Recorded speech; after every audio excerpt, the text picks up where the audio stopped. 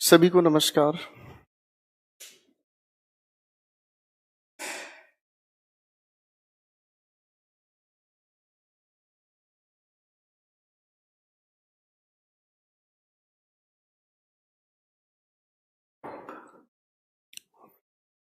Good evening सभी दोस्तों को नमस्कार। आ जाइए। Hello hello hello hello hello hello hello hello. आ जाइए सभी के सभी दोस्त। दो बातें करेंगे प्यार से, फिर उसके बाद कहानी शुरू करेंगे।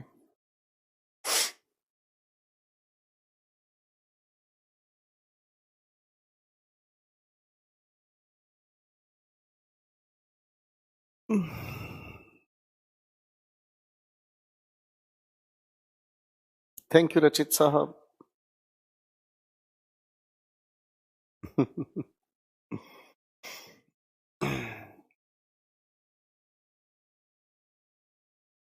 गुड इवनिंग सभी को नमस्कार, दिल से स्वागत। मैं आपका गोपाल वर्मा आप सभी के लिए हाजिर हूँ। Thank you sir, thank you so much.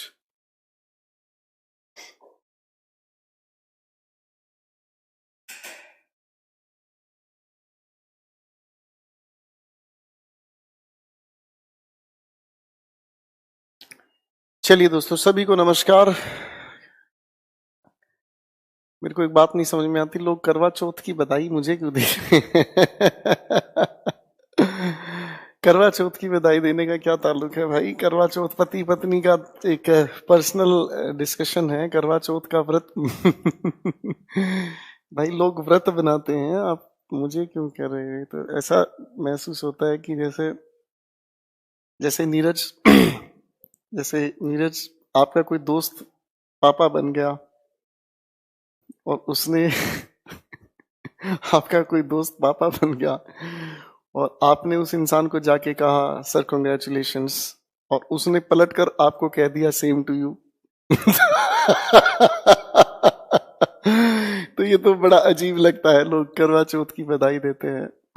ये पति पत्नी का त्योहार है भाई, हमारा इससे क्या लेना देना भाई, है भाई सुरेश? चलो, थैंक यू एवरीवन। आपके बहुत सारे सवालों का छोटा सा जवाब मैं देना चाहूंगा। पहले मैं आपको छोटे से कायदे की वजह समझाना चाहूंगा, ये छोटा सा परिवर्तन किस वजह से हुआ है।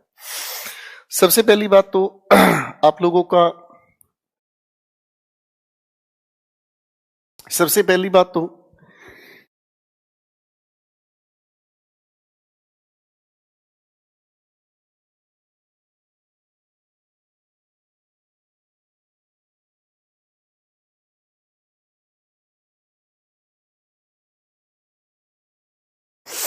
सॉरी, मुझे लगता है मुझे सर्दी हो गई। देखो बच्चों, आप लोगों की क्लास आज थर्सडे है, कल फ्राइडे है और उसके बाद सैटरडे है। 3 दिन का मेरे साथ आप लोगों को मिलकर जो स्लॉट हमें पढ़ने पढ़ाने को मिल रहा है, हम लोग 7 बजे से 9 बजे तक कहानी को ले चलेंगे। और इस टाइमिंग की एक खास वजह है, इस कहानी की एक खास वजह है, आप लोगों का दिवाली का ब्रेक आ रहा है। फाइन, जो दिवाली अब आप लोगों के सामने आ रही है, तो दिवाली के दौरान तो छुट्टियां होंगी, सभी के सभी लोग अपने अपने त्योहार के लिए, सब देखो बड़ा त्योहार है, पूरे वर्ष भर का एक त्योहार है, तो इसके चक्कर में जो छुट्टियां होंगी, अगर मैं मान लूं फॉर एग्जाम्पल, मुझे नहीं पता कितने दिन की छुट्टियां आपके लिए अलॉट होती हैं, मान लीजिए अगर 4 दिन की छुट्टियों की मैं बात करता हूं, तो 1.5 घंटे के हिसाब से 4 दिन के हिसाब से मुझे लगता है ये हो गया आपके 6 आवर्स। पहले मैं समझा देता हूं ये छोटा सा बदलाव क्या है। 3 दिन यहाँ पर अगर मैं आधा आधा घंटा आप लोगों को बढ़ाता हूं, तो 1.5 घंटा तो यहाँ पर हमारा कंपनसेट हो गया। और मंडे से मैं आप लोगों का एक नया प्रोग्राम शुरू करने की कोशिश करूंगा, वो भी आप लोगों के लिए 2 आवर्स। तो कमिंग वीक के अंदर मैं वो 6 घंटे को किसी भी तरह से कवर करने की कोशिश करूंगा। ठीक है, तो ये छोटे छोटे जो बदलाव होते हैं ना, वो बहुत सोच समझ कर किए जाते हैं कि इस टाइम पर हम लोगों को क्या ज्यादा जरूरी है। तो दोस्तों, कल भी हम लोग इसी टाइम पर मिलेंगे और परसों भी इसी टाइम पर हम मिलेंगे। मंडे से हमारा थोड़ा सा बदलाव होगा, वो मैं आप लोगों को बताऊंगा।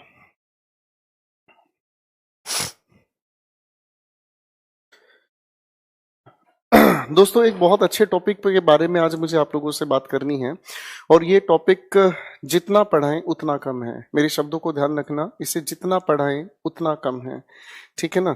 इसके लिए तो कबीर सिंह का गाना ज्यादा फेवरेट लगता है कि तुझे कितना पढ़ाएं और हम। इस टॉपिक की अगर हम बात करते हैं मेरे भाई, तो इस टॉपिक का नाम है प्रेपोजिशन। थोड़ा ध्यान से इसे समझने की कोशिश करना। इस टॉपिक का नाम है प्रेपोजिशन। अगर मेरे दोस्तों प्रेपोजिशन को ध्यान से अगर हम समझने का प्रयास करें तो बहुत खूबसूरत है ये टॉपिक और इसमें बहुत सारी बातें जुड़ती चली जाएंगी। सबसे पहले मैं प्रेपोजिशन की डेफिनेशन आपके साथ मिलकर तैयार करूंगा। प्रेपोजिशन की डेफिनेशन क्या है, एक बार ध्यान से देखें। A word which relates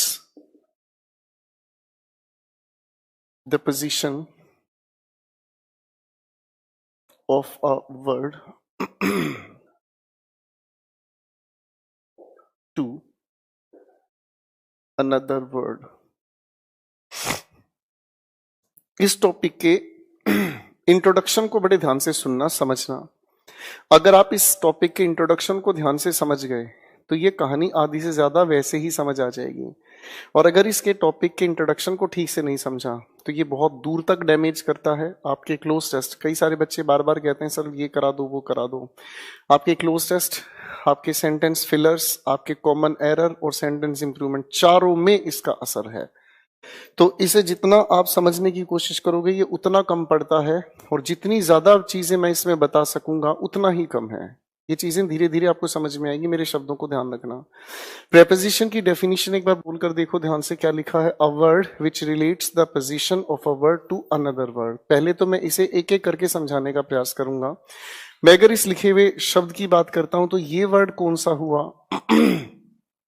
ये वर्ड अपने आप में प्रेपोजिशन है। क्या है बेटा? प्रेपोजिशन। और अगर हम रिलेट करने का प्रयास करें तो ये लिखा वर्ड और ये लिखा दूसरा वर्ड। अरे हाँ या ना? जहां तक मुझे याद है हम लोगों ने इसी प्रेपोजिशन का एक छोटा सा लॉजिक समझने का काम किया था जब हम एडवर्ब पढ़ रहे थे। शायद याद होगा आपको। एडवर्ब ऑफ प्लेस का जब हम जिक्र कर रहे थे वहां छोटा सा प्रेपोजिशन का जिक्र हमने लिया था कि प्रेपोजिशन काम करती है दो शब्दों की पोजीशन को रिलेट करने में।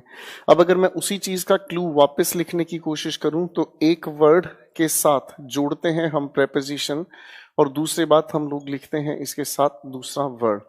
तो इन दोनों की पोजीशन को रिलेट करने वाला शब्द कहलाता है प्रेपोजिशन। ठीक है बेटा। अब ये शब्द कौन कौन से हुए इस चीज को मैं समझाने का प्रयास करूंगा आप लोगों को। बड़े ध्यान से समझने की कोशिश करें।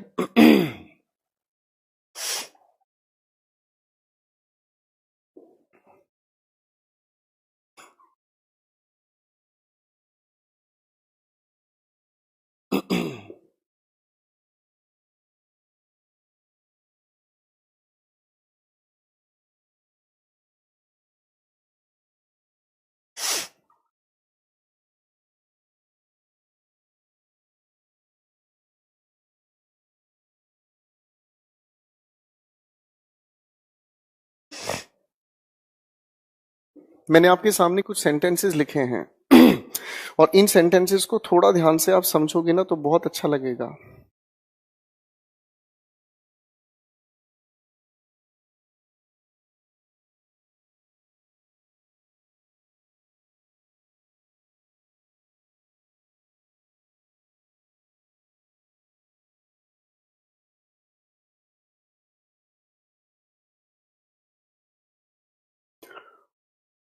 एक एक सेंटेंस को थोड़ा ध्यान से समझने की कोशिश करें। सबसे पहले तो ये जो प्रेपोजिशन है, ये जो भी हमारे सामने लिखी प्रेपोजिशन है, ये बेसिकली हम लोग यूज कर रहे हैं इस नाउन से पहले। अरे बोलो हाँ, ठीक है। अगर इसी तरीके की बात हम आगे देखने की कोशिश करें तो कायदा तो अपने आप में यही कहता है। तो बेटा ये जो लिखा है ना हम लोगों ने कि दो वर्ड्स के बीच आकर प्रेपोजिशन उसे रिलेट करने की कोशिश करती है, तो इसको भी थोड़ा ध्यान से समझा जा सकता है। जिस वर्ड की हम बात कर रहे हैं वो वर्ड या तो हो सकता है नाउन, और क्योंकि नाउन को जो रिप्लेस करने का काम करता है वो कहलाता है प्रोनाउन। तो बच्चों इस चीज को थोड़ा ध्यान से समझने की कोशिश करना। आप जो भी प्रेपोजिशन यूज करते बोलते हैं, इसे बोलने का तरीका सुधारे। बहुत सारे लोग इसे गलत बोलते हैं, कुछ कहता है परिपोजिशन, कुछ कहते हैं प्रेपोजिशन। अरे सत्यानाशी इंसान, प्रेपोजिशन। इंग्लिश बहुत सॉफ्ट लैंग्वेज है, प्यार से बोलो, इज्जत से बोलो, अच्छी लगती है। आप इसे लठ मार के बोलोगे डरावनी लग सकती है। परिपोजिशन पढ़ा रहा हूँ आज मैं तुम्हें बता रहा हूँ, मैं प्रेपोजिशन पढ़ा रहा हूँ और अपना मैं क्या जी मैं गोली मार दूंगा। बदतमीज इंसान, बोलना तो सीखो यार। प्रेपोजिशन, फिर से बोलना, प्रेपोजिशन।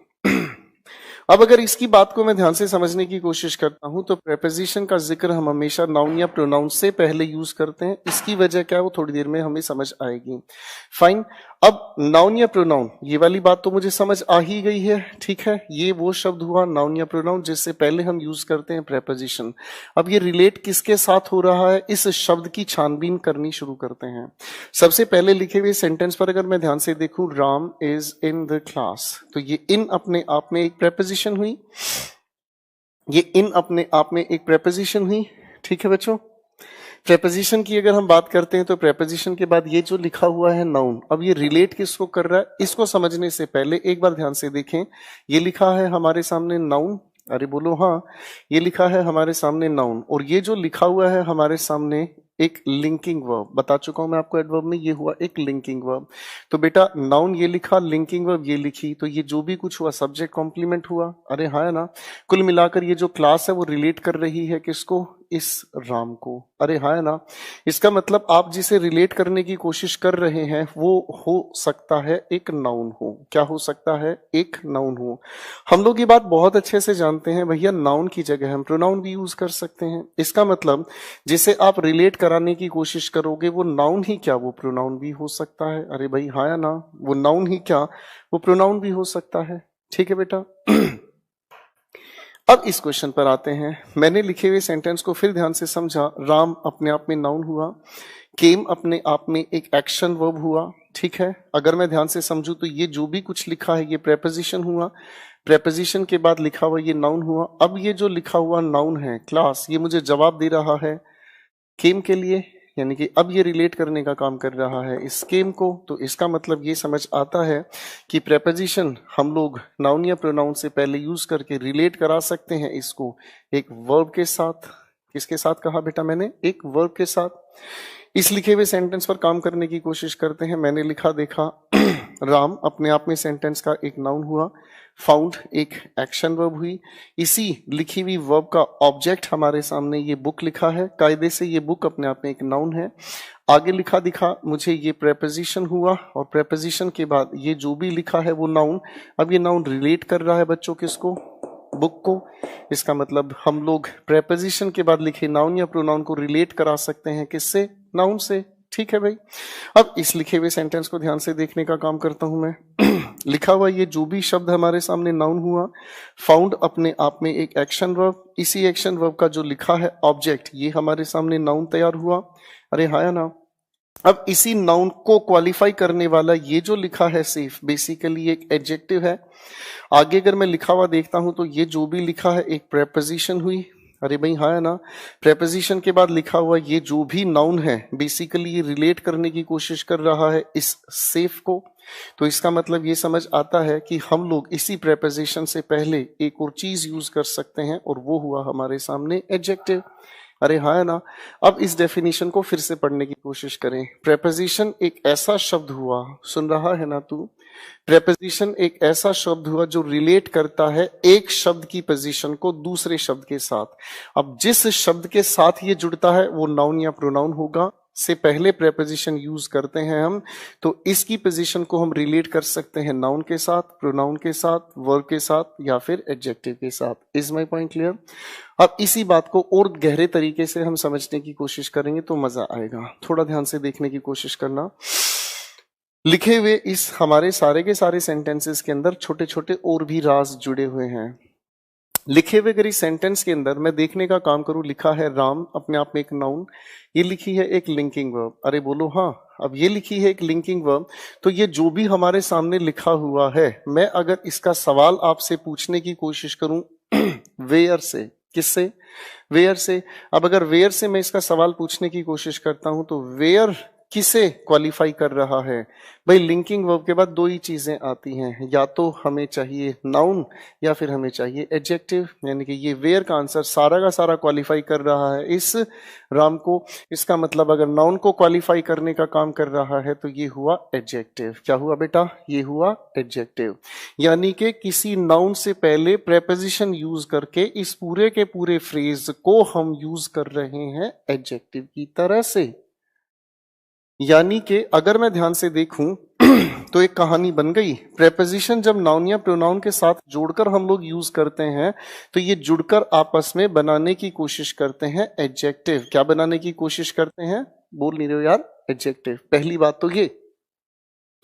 अब अगर इस लिखे सेंटेंस को मैं ध्यान से ऑब्जर्व करने की कोशिश करूं तो यहां पर भी ऐसा ही कायदा शुरू हुआ।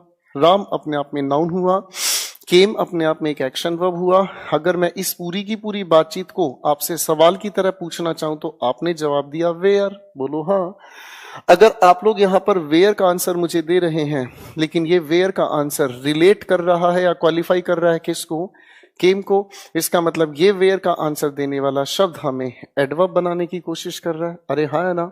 यानी कि यहां पर नाउन या प्रोनाउन से पहले आकर ये जो प्रेपोजिशन है इसे कन्वर्ट करने की कोशिश कर रही है एडवर्ब में, क्योंकि ये क्वालिफाई कर रहा है पूरा फ्रेज इस केम को।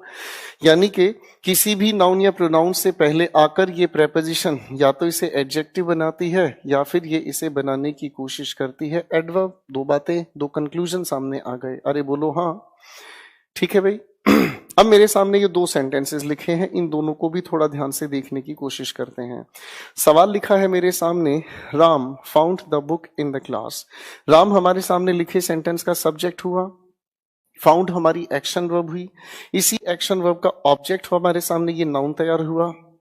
अगर मैं इस लिखी बातचीत को ध्यान से देखूं, इनके साथ जुड़ा ये पूरा का पूरा क्लास लिखा है, तो ये पूरा का पूरा जो शब्द है, अगर मैं ध्यान से इससे एक सवाल पूछने का काम करूं और ये जवाब देता है मुझे वेयर, तो ये इन द क्लास क्वालिफाई कर रहा है इस बुक को।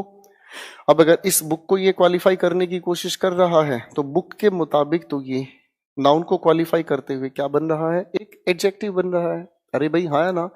तो चीजों को बड़े ध्यान से समझने की कोशिश करो भाई। अरे हाँ है ना? यानी कि प्रेपोजिशन का यूज हम नाउन या प्रोनाउन से पहले बनाकर या यूज करके उसे यूज कर सकते हैं, या तो एक एडजेक्टिव की तरह से या फिर क्या कहा? एडवर्ब की तरह से। फंक्शन समझ लो, क्योंकि इसके आधार पर ही बहुत प्यारे सवाल कराऊंगा। ठीक है ना? इस क्वेश्चन को और देखते हैं। राम हमारे सामने नाउन, फाउंड एक एक्शन वर्ब, आगे लिखा है हमारे सामने ये नाउन, इसी नाउन को क्वालिफाई करने वाला शब्द ये लिखा एडजेक्टिव। आगे अगर मैं देखता हूं तो प्रेपोजिशन के साथ जुड़ा हुआ ये हमारे सामने जो भी शब्द है बेसिकली ये क्वालिफाई कर रहा है किस शब्द को? सेफ को। सेफ अपने आप में क्या हुआ? एडजेक्टिव। तो भैया एडजेक्टिव को क्वालिफाई करने का काम अगर ये कर रहा है तो इनका मतलब ये पूरा का पूरा जो जुड़कर बना रहा है एडवर्ब। तो भैया हमें ये समझ आया कि नाउन या प्रोनाउन को, फिर सुनना ध्यान से बच्चों, नाउन या प्रोनाउन को अगर प्रेपोजिशन से हम जोड़ते हैं तो या तो ये बनता है एडजेक्टिव। क्यों? क्योंकि ये क्वालिफाई कर रहा है किसी नाउन को या फिर प्रोनाउन को। या फिर ये मिलकर बनाते हैं एडवर्ब। क्यों? क्योंकि ये किसी वर्ब को या एडजेक्टिव को क्वालिफाई करते हैं। यहां तक की बात समझ में आ रही है? अरे बोलो हाँ। ठीक है बच्चों, पहले एक बार फटाफट से नजरें निकालो, फिर कुछ नई बातें समझाने की कोशिश करूंगा। फिर कह रहा हूं, जिस बच्चे ने प्रेपोजिशन का इंट्रोडक्शन ठीक से समझ लिया ये बेड़ा पार है, और जिसने इस इंट्रोडक्शन को नहीं सुना, नहीं समझा, वो बर्बाद है। To be very frank. ठीक है जी, बड़े ध्यान से इस चीज को देखने की कोशिश करें।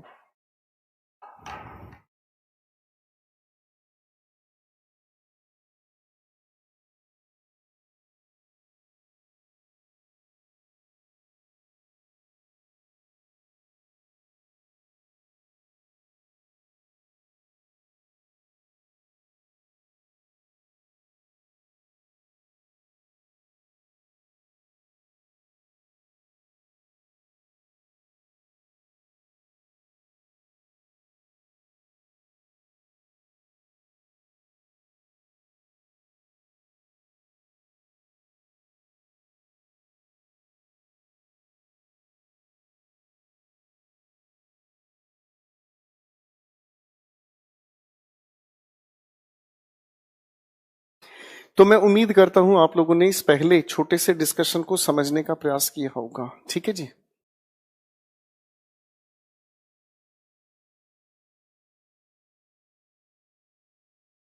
अब मैं चीजों को थोड़ा और आगे जोड़ने की कोशिश करूंगा, ठीक है ना बेटा? अब ध्यान से समझने की कोशिश करना।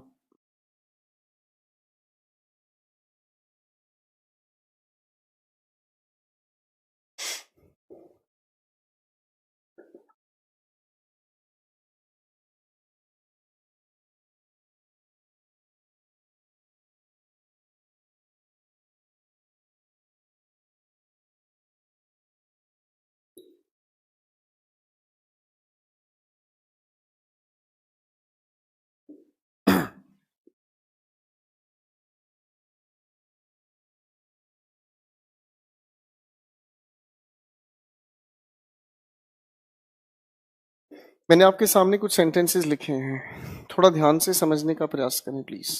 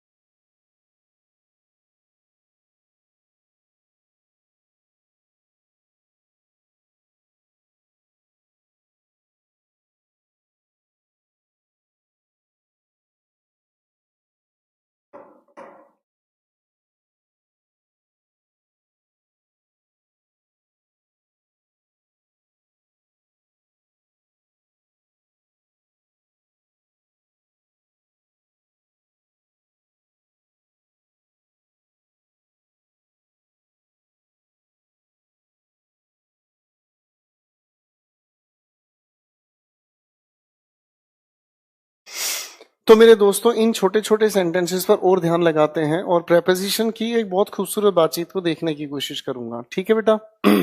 एक्सटेंडेड लेक्चर इसीलिए लगाया है ताकि चीजों को अगर हम शुरू करना चाहें तो बहुत दूर तक लेकर जाना है। फाइन, हल्की फुल्की बातें हमें नहीं करनी आती, राइट? और मैं आज आप लोगों को एक चीज और बताना चाहूंगा, हम अपनी क्लास में प्रेपोजिशन को इस मुकाम पर तब सीखते हैं जब आप लोगों का नाउन क्लियर है, प्रोनाउन क्लियर है, वर्ब के आधार पर कुछ बातें आपकी क्लियर हैं, एडजेक्टिव क्लियर हैं, एडवर्ब क्लियर हैं। अरे हाँ ना? अगर ये सारे टॉपिक आपके क्लियर नहीं है और मैं आपको प्रेपोजिशन पढ़ाने शुरू कर दूं तो इसका मतलब मैं बर्बाद कर रहा हूं आपको। मेरे शब्दों का बिल्कुल बुरा मत मानना। मैंने सुना है, मैंने ये चीज देखी भी है कि कई टीचर्स, कई सारे स्टूडेंट्स क्लास के पहले दिन प्रेपोजिशन पढ़ाना शुरू कर देते हैं। भाई साहब पढ़ाओ, कोई दिक्कत नहीं है। एक बात बताओ, एक बच्चा जो बिल्कुल अनमने से ढंग से बैठा है क्लास में, जिसे कोई जानकारी नहीं, उसे पहले दिन पट्टे पे चढ़ा दो, उसे पहले दिन वो चीज पढ़ा दो जिसकी उसे जानकारी नहीं है। तो भाई जिस चीज की उसे जानकारी नहीं, उसे थोड़ा सा भी बताओ, उसे तो वो भी बहुत ज्यादा लगेगा। बेहोशी तो हमसे पूछो ना कहाँ आती है?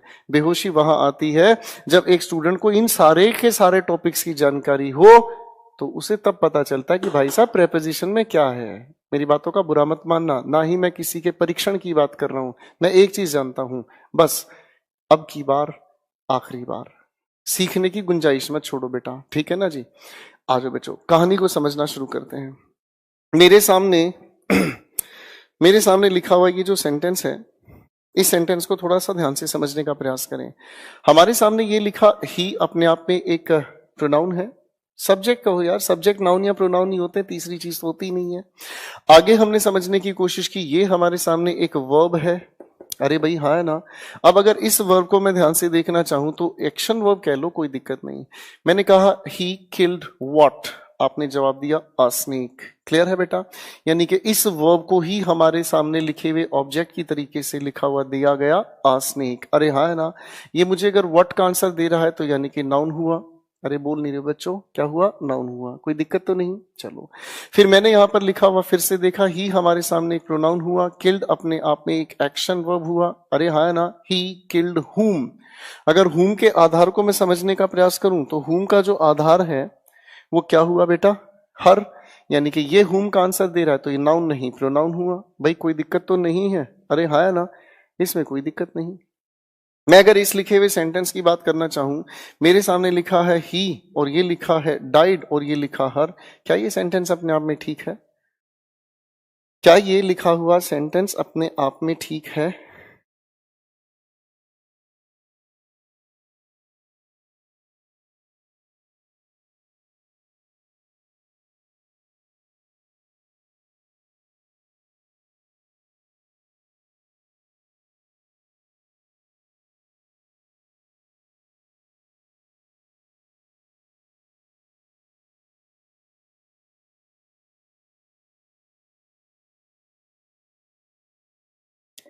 अब अगर इस लिखे हुए सेंटेंस को देखोगे तो आप कहोगे सर ये तो सेंटेंस नॉनसेंस बन रहा है। भाई हाँ है ना। क्यों नॉनसेंस बन रहा है, थोड़ा ध्यान से देखने की कोशिश करें। हमारे सामने लिखी हुई हमारे सामने लिखी हुई अगर वर्ब को हम थोड़ा ध्यान से देखें और इसी लिखी हुई वर्ब के ठीक बाद हमें सिर्फ और सिर्फ अगर नाउन या प्रोनाउन को लिखा हुआ देखना है, तो नाउन या प्रोनाउन अगर हमें लिखा हुआ देखना है तो ऐसी लिखी हुई वर्ब्स के ठीक बाद हम कभी भी प्रेपोजिशन लिखने की जरूरत नहीं मानते। कॉमन सेंस की बात है। अगर मैं लिखी हुई इस सेंटेंस की वर्ब को ध्यान से देखूं तो ही किल्ड, अरे उसने क्या मार डाला, तो सर आपने जवाब दिया असने, यानी कि नाउन हमें चाहिए तो किसी प्रेपोजिशन की जरूरत नहीं। ठीक। अगर मैं कहता हूं ही किल्ड हर, तो ये प्रोनाउन है, किल्ड के बाद नाउन या प्रोनाउन की जरूरत हमें होती है ना। अब अगर मैं कहने की कोशिश करता हूं ही डाइड हर, आप कहोगे सर ये तो बदतमीजी हो रही है। क्यों?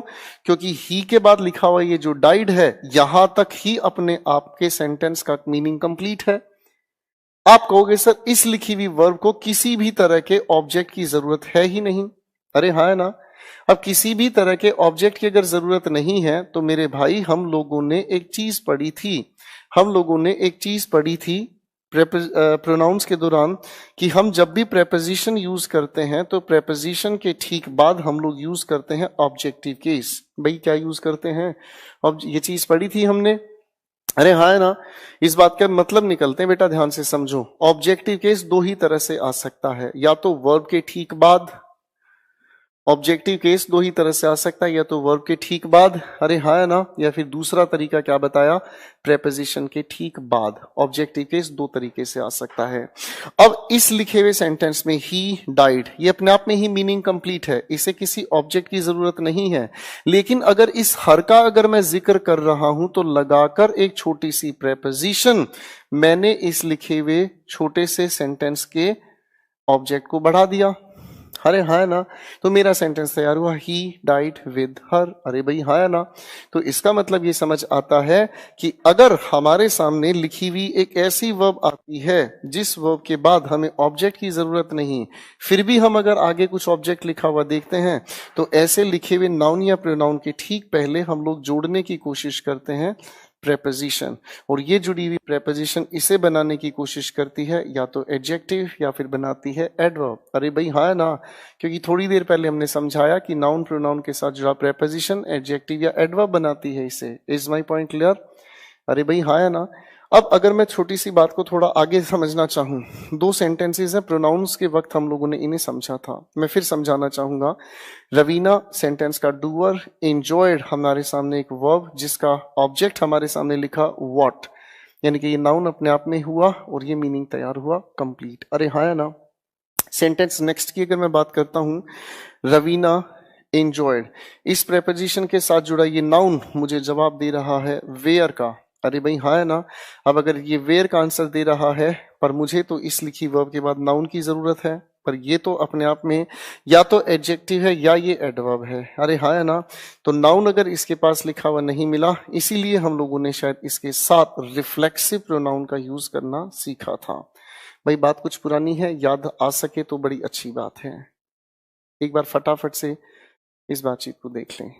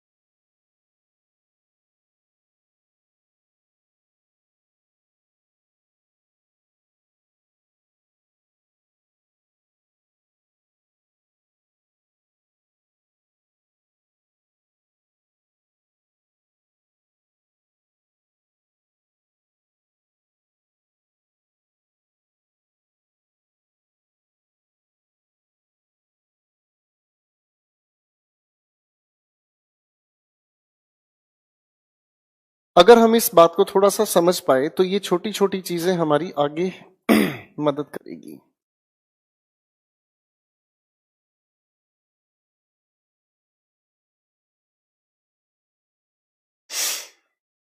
अच्छा, एक छोटी सी बात दिल में आती है, इसे भी समझने की कोशिश करें। हम लोगों ने बहुत पहले नाउन पढ़ने की कोशिश की थी। अरे हाँ या ना, छोटी सी बात है, कितनी आसानी से समझ आ जाए, मजा आ जाएगा। मैंने आप लोगों को एक छोटा सा शब्द लिख कर दिया, ब्रदर इन लॉ। अरे भाई हाँ है ना। और मैंने इस बात के लिए आप लोगों को कहा कि भाई इसका प्लूरल बनाने का तरीका क्या है। ठीक है, उस समय मैंने आपका बहुत अच्छे से बेवकूफ बनाया, माफ कीजिएगा, मेरे शब्दों को ध्यान से समझने का प्रयास करें। मेरे सामने ये लिखा हुआ एक कंपाउंड है, नाउन के दौरान पढ़ाया है आप लोगों को। मेरे सामने ये लिखा हुआ कंपाउंड है, इसका प्लूरल कैसे बनाया जाए। उस समय एक बहुत छोटी सी बात कहकर बेवकूफ बनाया गया था, और मैंने आपको कहा कि हम अगर किसी भी कंपाउंड का प्लूरल बनाते हैं तो कंपाउंड का प्लूरल बनाने के लिए हम मेजर वर्ड, मुख्य शब्द का प्लूरल बनाते हैं। ऐसे ही कहा गया था। अगर आज आप इस बात को ध्यान से समझोगे तो बहुत अच्छे से क्लियर होगी ये चीज। थोड़ा ध्यान से इसे देखने की कोशिश करें। ये इन लिखा हुआ है अपने आप में प्रेपोजिशन, प्रेपोजिशन के बाद ये लिखा हुआ आपका नाउन हुआ। दोनों के दोनों किसके मीनिंग को क्वालिफाई कर रहे हैं? ब्रदर। ब्रदर के साथ अगर मैं बात करना चाहूं तो ये नाउन हुआ। अब मेरे भाई, नाउन के मीनिंग को क्वालिफाई कर रहा है प्रेपोजिशन के साथ जुड़ा ये नाउन, तो कायदे से ये क्या हुआ? कायदे से ही हुआ एडजेक्टिव। अब कौन मूर्ख इंसान ये कहता है कि एडजेक्टिव के साथ क्या आप प्लूरल बनाने के लिए एस के एस जोड़ सकते हो? बिल्कुल भी नहीं। इसीलिए इसके प्लूरल में हमने एस एस या एस नहीं जोड़ने का काम किया। तो प्लूरल बनाने के लिए हमने इसी शब्द का प्लूरल बनाया, ब्रदर्स इन लॉ। तो स्टेट लेवल के एग्जाम में ये चीज पूछी जाती है कि ये जो लिखी हुई बातचीत है पार्ट्स ऑफ स्पीच के अकॉर्डिंग क्या हुई। तो मुझे उम्मीद है कि आप इसे आसानी से पहचान सकते हैं। ये क्या हुआ? एडजेक्टिव। बातों को तेरी हम भुला ना सके। छोटी छोटी चीजें कितनी गहरी होती चली जाती हैं। मैं उन लोगों के लिए अफसोस जताता हूं जिन्हें पहले दिन प्रेपोजिशन पर हत्थे चढ़ा दिया जाता है। सीखो प्रेपोजिशन। उन्हें समझ में कुछ आ नहीं रहा, ना नाउन पता ना प्रोनाउन पता, तो ताउड मैं नाउड। एक खतरनाक इंसान क्लास के अंदर पहले दिन पढ़ाना शुरू कर देता है, ले बेटे सीख प्रोनाउन। अरे मूर्ख इंसान, तुम क्या कर रहे हो? बर्बाद कर रहे हो बच्चों को, बर्बाद कर रहे हो बच्चों को, लिटरली स्पीकिंग। और ऐसी बर्बादी का कोई हिसाब ही नहीं होता। और सबसे बड़ी बर्बादी तो इस YouTube ने फैला रखी है। जो इंसान YouTube पर फ्री पढ़ा रहा है, समझ लो क्लास के अंदर वो ऐसा बुरा बेवकूफ बनाएगा, बच्चों को बर्बाद करेगा। ये याद रखना सर, ये याद रखना। सीखो, बहुत गहरी चीजें हैं सीखने समझने के लिए। खैर, ये जो भी मैंने आपके सामने अभी तक पेश किया, ये सारा का सारा एक इंट्रोडक्शन रहा हमारी प्रेपोजिशन का। और आप देख सकते हैं मुझे अप्रोक्स 40 मिनट हो चुकी हैं और अभी तक मैं टॉपिक नहीं शुरू कर पाया। क्यों? क्योंकि भैया ये बात ही इतनी गहरी है। क्यों है ये बात इतनी गहरी? अरे भाई साहब, अगर कहानी का शुरुआत हमें अच्छा समझ आ जाए तो फिर दिक्कत नहीं है।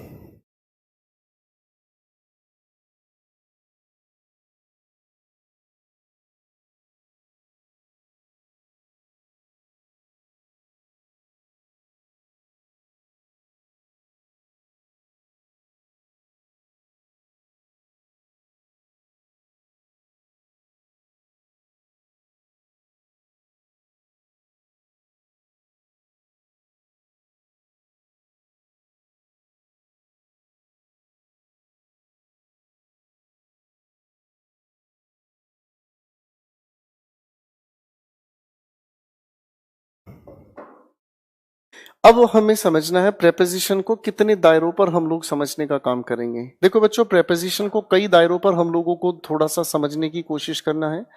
एक आती है हमारी जनरल प्रेपोजिशन। जनरल प्रेपोजिशन की अगर हम बात करने की कोशिश करें तो जैसे छोटा सा एक सवाल हमसे पूछा जाता है, इन और एक कहा मैंने एट, इन दोनों के मीनिंग में क्या फर्क है? सवाल को समझने के लिए मैं एक छोटी सी बात करना चाहूंगा। मैंने लिखा, रिया lives blank Gandhi Nagar blank Delhi. छोटा सा सवाल, अपने आंसर जचाने की कोशिश करें। तो इसमें ज्यादा बड़ी बात नहीं है। हम लोगों को बचपन से बताया गया कि इन और एट प्लेस के लिए जब यूज किए जाते हैं तो इन हम लोग यूज करते हैं जब हम बताने की कोशिश करते हैं बड़े स्थान के बारे में, और एट हम यूज करते हैं जब हम जिक्र लेकर चलना चाहते हैं छोटे स्थान के बारे में। तो इस लिखी बातचीत में रिया लिव्स जो भी लिखा है छोटा स्थान है, और आगे जो लिखने की कोशिश हुई ये हुआ एक बड़ा स्थान। ठीक है बेटा, इसमें कोई दिक्कत नहीं, फाइन। ये जनरल प्रेपोजिशन है, आपके नॉर्मल सेंटेंस के फिलर्स में इनको पूछ लिया जाता है, फाइन। एक क्वेश्चन हम लोगों से पूछ लिया जाता है जिसे हम लोग कहते हैं फ्रेजल वर्ब। फ्रेजल वर्ब की अगर हम बात करते हैं तो ये इडियमेटिक तरीके से यूज होने वाली बात हुई, यानी कि वर्ब के साथ जब हम प्रेपोजिशन यूज करते हैं तो इनका जो मीनिंग निकलता है वो इडियमेटिक मीनिंग निकलता है, मुहावरेदार अर्थ होता है। दो चार बातों को अगर मैं समझने की कोशिश करूं, फॉर एग्जाम्पल अगर मैं कहने की कोशिश करता हूं लुक अप, तो लुक अप का अर्थ निकल कर आता है टू सर्च। अगर मैं कहूं लुक इनटू, तो इसका अर्थ होता है टू इन्वेस्टिगेट। ठीक है, तो ये जो है आप लोगों की इसकी पीडीएफ आप लोगों को अपलोड करा दी जाएगी, आप लोगों को कल इसकी पीडीएफ मिलेगी। बहुत बेहतरीन सिलेक्शन मेरी तरफ से होगा फ्रेजल वर्ब्स का। एक क्वेश्चन हमारे सामने आता है वर्ड्स विद फिक्स्ड प्रेपोजिशन। इस बात को हम लोग समझने का प्रयास करेंगे, इसकी भी मैं आप लोगों को पीडीएफ ही दूंगा। ठीक है जी। वैसे आज आप लोगों ने अगर मेरा चैनल देखा हो इंग्लिश विद गोपाल वर्मा, तो उस पर फिक्स्ड प्रेपोजिशन का लेटेस्ट कलेक्शन डाला भी गया है। ठीक है, आप उसे देख भी सकते हैं। और जैसे इसको सवाल की तरह अगर मैं कहने की कोशिश करता हूं, जैसे for example he is confident blank his success. Choices देने की कोशिश करता हूं। पहली चॉइस ऑन, दूसरी चॉइस ओवर, तीसरी चॉइस ऑफ। तो प्रेपोजिशन कुछ शब्दों के साथ हमेशा फिक्स यूज की जाती है, तो कॉन्फिडेंट के साथ हम हमेशा यूज करते हैं ऑफ को। क्लियर है, ये वर्ड्स विद फिक्स प्रेपोजिशन हुई। क्लियर होगी बातचीत। और इसके बाद एक दायरा हम लोगों को सीखने को मिलेगा, उसे हम लोग कहते हैं सुपरफ्लूअस एक्सप्रेशन।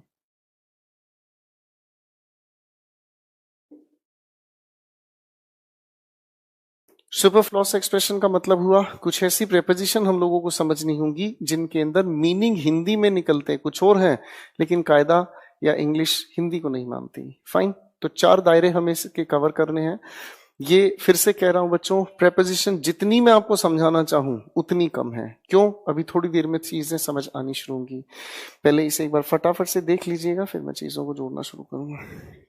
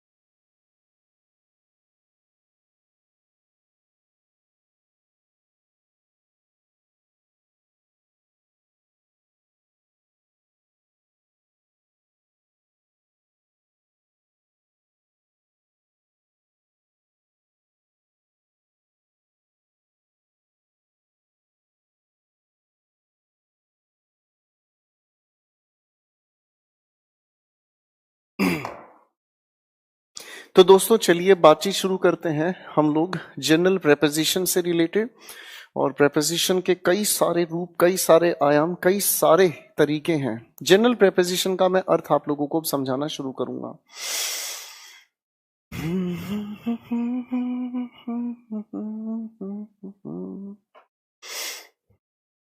जनरल प्रेपोजिशन में सबसे पहले मैं प्रेपोजिशन का जिक्र करूंगा जो प्लेस से संबंधित है। ठीक है, और इसमें सबसे पहले ऑन, ओवर, above, below, ठीक है जी, छोटी छोटी ये हमारे सामने प्रेपोजिशन है, पहले इनको समझने की कोशिश करेंगे। अब मैं इसको समझाने से पहले एक बात और आपको समझाना चाहूंगा। प्रेपोजिशन को समझने के हम लोगों ने अब तक जो तरीके इजाद किए हैं वो हमारे खतरनाक तरीके हैं, क्योंकि जो इससे पहले हम लोगों ने तरीके अपनाए हैं उन तरीके में सिर्फ प्रेपोजिशन हम सिर्फ हिंदी पढ़ते आए। भाई इनका अर्थ होता है, इनटू का अर्थ होता है, तो ऐसी भयंकर हिंदी हम लोग बताने की कोशिश करते हैं, किसी को बता देते हो कई दिनों के बाद होश में आए हैं। इनका मतलब अंदर, इनटू का मतलब होता और अंदर है, ऐसे ही अर्थ होते हैं ना नीरज बाबू। तो ये मतलब बड़े परेशानी वाले अर्थ होते हैं, बाकी इसकी जरूरत नहीं है।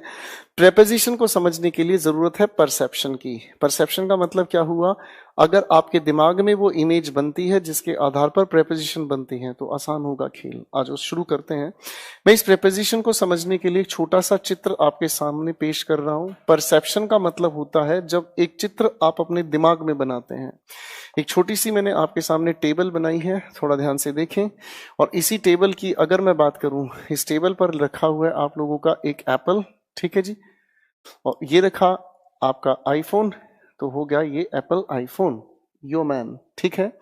यहां पर अगर मैं देखने की कोशिश करूं, ये वो जो आपकी छत पर लगा रहता है, शाबाश, पहचान तो गए होंगे, राइट। और यहां पर इसको खाने के लिए आ रहा है आपका ला ला ला, ठीक है जी, ये आपका हुआ सांप, और ये बैठी है आपकी एक बहुत प्यारी सी श्रीमती, ठीक है जी। अब इनकी पोजीशन को अपन रिलेट करने की कोशिश करते हैं। और पोजीशन रिलेट करने का मतलब, पहले पोजीशन को रिलेट करने के लिए मैं ऑब्जेक्ट को रिलेट करने की कोशिश करूंगा टेबल से। दोस्तों मैं सेंटेंस नहीं बनाऊंगा शुरुआत में, ठीक है ना। मेरी शुरुआत में सेंटेंसेस का जिक्र नहीं होगा। शुरुआत में हम लोग जो चीज समझने की कोशिश करेंगे वो फ्रेजेस, क्योंकि हमें रिलेट करने सीखने दो वर्ड्स, ठीक। मैं इस फैन को टेबल के साथ रिलेट करने की कोशिश करूंगा, इस फैन को आपके स्नेक से रिलेट करने की कोशिश करूंगा, इस रैट को टेबल से रिलेट करने की कोशिश करूंगा। ध्यान से समझने का प्रयास करें। तो मैं अब अपनी बातचीत शुरू करना चाहूंगा, थोड़ा ध्यान से देखें और चीजों को समझें।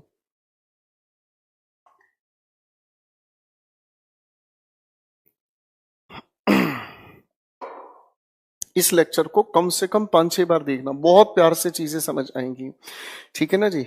और हो सकता है कि मेरे इस लेक्चर के साथ, प्रेपोजिशन को समझने के साथ, आप बहुत गहराई से इंग्लिश को देखने का तरीका बदल जाओ, अदरवाइज आपकी इच्छा है। अगर मैं इन सारे की सारी बातचीत को जोड़ने की कोशिश करता हूं, थोड़ा ध्यान से देखने का काम करें। सबसे पहले इन ऑब्जेक्ट्स को टेबल के साथ आप रिलेट करते हैं, तो इनमें से कौन सी प्रेपोजिशन जोड़ते नजर आओगे? बिल्कुल ठीक, आपने कहा ऑन। क्यों? ऑन की जब हम बात करते हैं तो ये जोड़ने की कोशिश करता है कंटेक्ट ऑफ सरफेस। क्या चीज जोड़ता है बच्चों? Contact of surface. सरफेस इसे कहते हैं हम, ठीक है। सरफेस मैथमेटिक्स की एक टर्म है, सरफेस बताने की कोशिश करता है, यानी कि एक ऐसा प्लेन जिसकी 2 डायमेंशंस है, एक लेंथ और एक ब्रेड्थ, और ये इनफाइनाइट डायरेक्शन में बढ़ती हैं। मैथ्स के टीचर ने आपको बताया होगा, राइट। इसे हम कहते हैं कंटेक्ट ऑफ सरफेस, ठीक है। तो ऑन अगर हम कहने की कोशिश करें, ऑब्जेक्ट्स ब्लैंक टेबल, आपने इसे जोड़ा ऑन से, ठीक है। अब हमारे सामने आता है एक दूसरा शब्द ओवर। देखो इस ओवर को समझने का प्रयास करें। मैं यहां हूं, ट्यूबलाइट मेरे सिर पर है, अगर मैं इन दोनों को आपस में रिलेट करने की कोशिश करता हूं तो ये हुआ एक पोजीशन, ठीक है। अब अगर दूसरी बात मैं कर लूं, मैं यहां हूं, एसी वहां है, मैं इन दोनों को रिलेट करने की कोशिश करूं, मैं एसी, अगर दोनों को रिलेट करूं मैं ट्यूबलाइट, तो दोनों के अंदर एक फर्क सामने आएगा, दोनों के अंदर एक फर्क सामने आएगा। और फर्क क्या है, थोड़ा ध्यान से समझें। ओवर की जब हम बात करते हैं तो ये तैयार करता है वर्टिकली अबव। क्या तैयार करता है? कोई चीज वर्टिकल ये होती है भाई साहब, ठीक है ना जी। कोई चीज जब इस तरीके से ऊपर हो तो इसे हम वर्टिकल कहते हैं, राइट। और अगर अबव की हम बात करें तो एनीवेयर, ठीक है जी। तो ऊपर हो, कहीं पर भी हो, ठीक है, ये एनीवेयर हुआ। अब इसके अगर ऑपोजिट की बात करूं तो अबव का एंटोनिम हुआ बिलो, और ओवर का एंटोनिम हुआ अंडर। लिखी हुई छोटी सी बात को जोड़ने का काम करते हैं। फैन और टेबल को अगर मैं रिलेट करने की कोशिश करता हूं, तो फैन और टेबल को अगर रिलेट हम करने की कोशिश करें ओवर का हमने यूज किया। फैन को अगर स्नेक के साथ हम रिलेट करने की कोशिश करें तो अबव का जिक्र हमने किया। अब अगर मैं इस रैट और टेबल को आपस में रिलेट करने की कोशिश करूं तो रैट और टेबल को जब हम रिलेट करते हैं तो रैट ये रहा, टेबल ये रहा, और इसी के लिए हमने इसको चुना अंडर के साथ। पहले जो लिखा है इसे थोड़ा सुने, समझें और रिवाइज करें।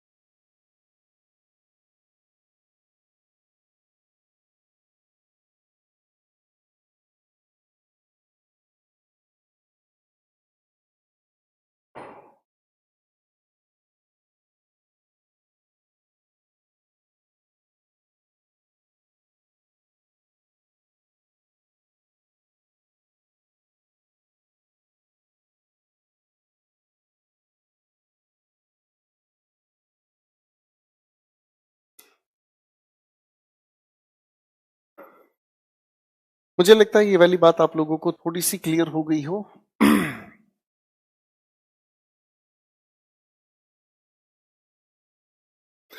अब इस बात के साथ थोड़ा सा आगे हम चलने की कोशिश करते हैं। दिमाग में एक विचार आया, दिमाग में एक विचार आया, सर मैंने अपने आप को इस ट्यूबलाइट से रिलेट किया। सर मैं आपके दिमाग में इमेजिनेशन, परसेप्शन डेवलप करना चाहता हूं।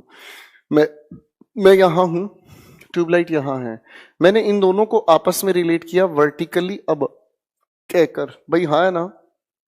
लेकिन अगर मैं थोड़ा और ध्यान से समझूं तो मैं अगर अपने आप को इस छत से रिलेट करने की कोशिश करूं, अरे हाँ है ना, तो मैं यहां हूं, छत यहां है। अगर और ध्यान से समझूं तो छत तो वहां भी है, छत तो वहां भी है, छत इस कॉर्नर में भी है, छत उधर भी है।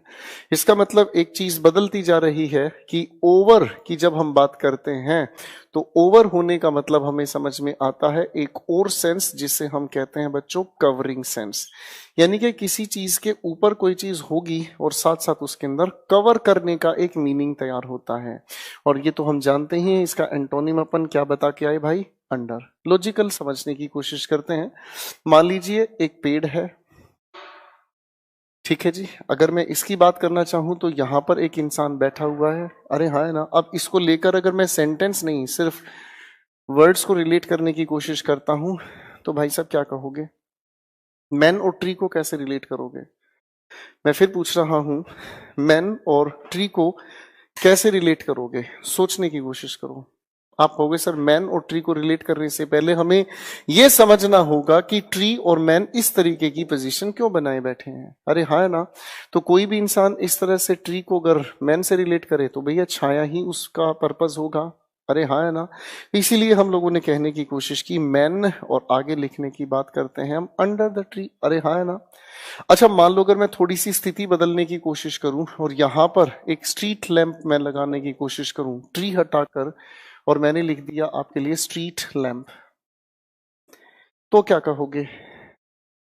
अरे तो क्या कहोगे, तो भी अंडर ही कहोगे। क्यों, क्योंकि भैया कोई भी इंसान इस रोशनी के प्रेजेंस में अगर बैठता है तो यानी कि स्ट्रीट लैंप ने इसकी प्रेजेंस को कवर किया है। इसी बात को दूसरे तरीके से समझते हैं। आप किसी भी पब्लिक प्लेस पर जाते हो, वहां पर लिखा हुआ मिलता है you are blank CCTV surveillance, लिखा मिलता है।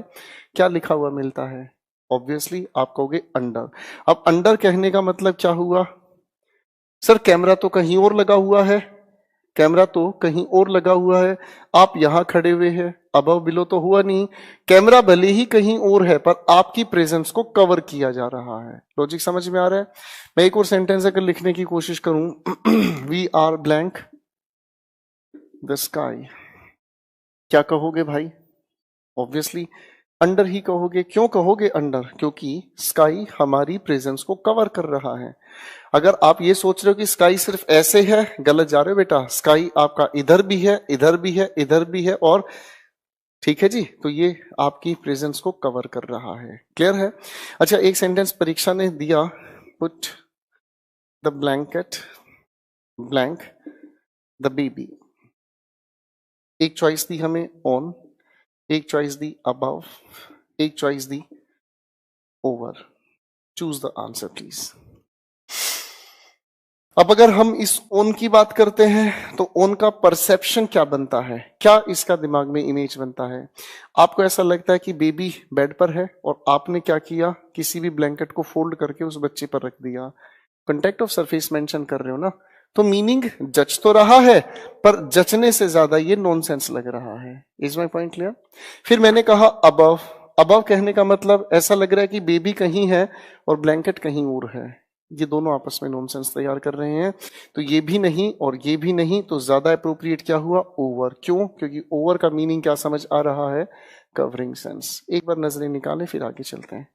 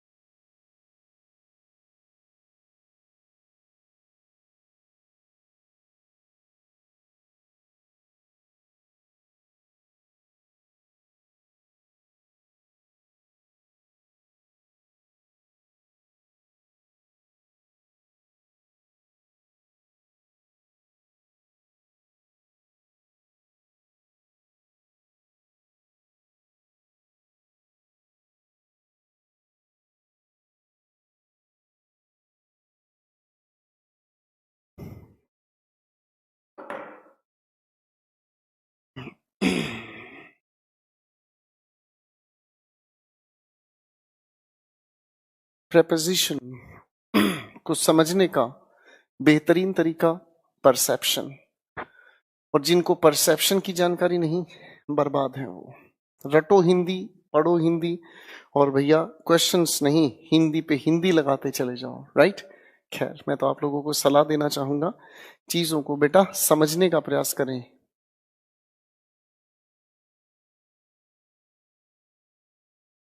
दो प्रेपोजिशन हम लोग लेकर चलने की कोशिश करेंगे, एक लिखा इन, एक लिखा ऑन। इन दोनों के मीनिंग में भी फर्क है। अच्छा, ये जो लिखा है ना मैंने बीच में, इसको हम लोग कहते हैं वर्सेस। ये बेसिकली एक लैटिन प्रेपोजिशन है। ठीक है जी, इंग्लिश की प्रेपोजिशन नहीं है। हम इसको उठाकर यूं का यूं इंग्लिश में यूज भले ही कर लेते हैं, ये बेसिकली इंग्लिश प्रेपोजिशन नहीं है। कई सारे बच्चे मुझसे पूछते हैं कि सर आप मतलब कोई बुक रिकमेंड कर दो। बड़ा मुश्किल लगता है बुक को रिकमेंड करना, हालांकि मेरा अपना रिसर्च वर्क पब्लिशिंग में है, जल्दी आ जाएगा, आपको चिंता करने की जरूरत नहीं है। जैसे ही आएगा सबसे पहले आप ही लोगों को मैं बताऊंगा। राइट? और पूरी गारंटी है, एरर फ्री होगी, और पूरी रिसर्च में उसमें डाल रहा हूं। ठीक है? उम्र गुजार दी यार पढ़ाते पढ़ाते, कभी फुर्सत ही नहीं लगी अपने बारे में सोचने की। सुबह 8 से लेकर रात 10 बजे तक आप लोगों के साथ हूं मैं। मेरा परिवार मेरे स्टूडेंट्स, मेरी खुशी मेरे स्टूडेंट्स, मेरे गुस्से का कारण मेरे स्टूडेंट्स, मेरी मोहब्बत का कारण मेरे स्टूडेंट्स। जान लड़ाता हूं मैं अपने स्टूडेंट्स पर, बिजनेस नहीं है मेरे लिए। नौटंकी पसंद नहीं आती उन लोगों की जिन्होंने इसे बिजनेस बना दिया है। सिलेक्शन तब होता है जब टीचर जान लड़ाता है। और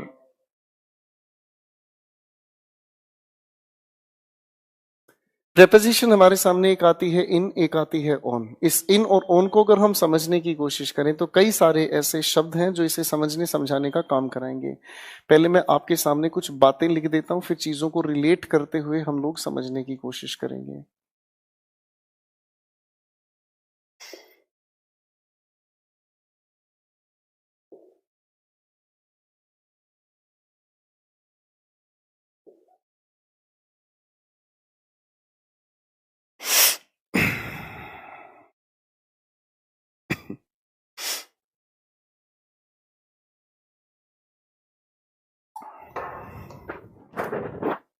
चलिए आगे चलते हैं।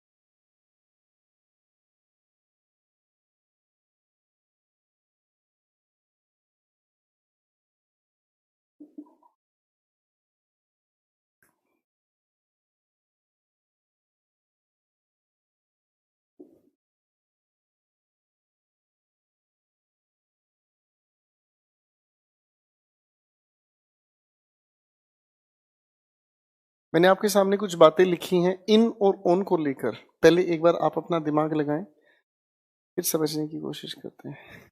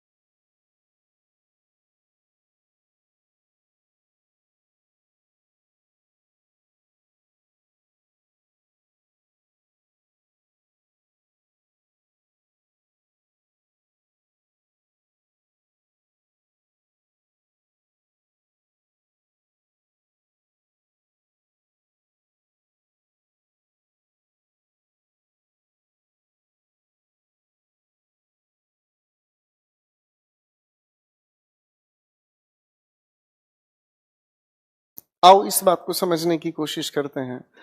देखो बच्चों, ये इन और ऑन को समझने का प्रयास तो हम कर लेंगे, इसमें कोई बड़ी बात नहीं।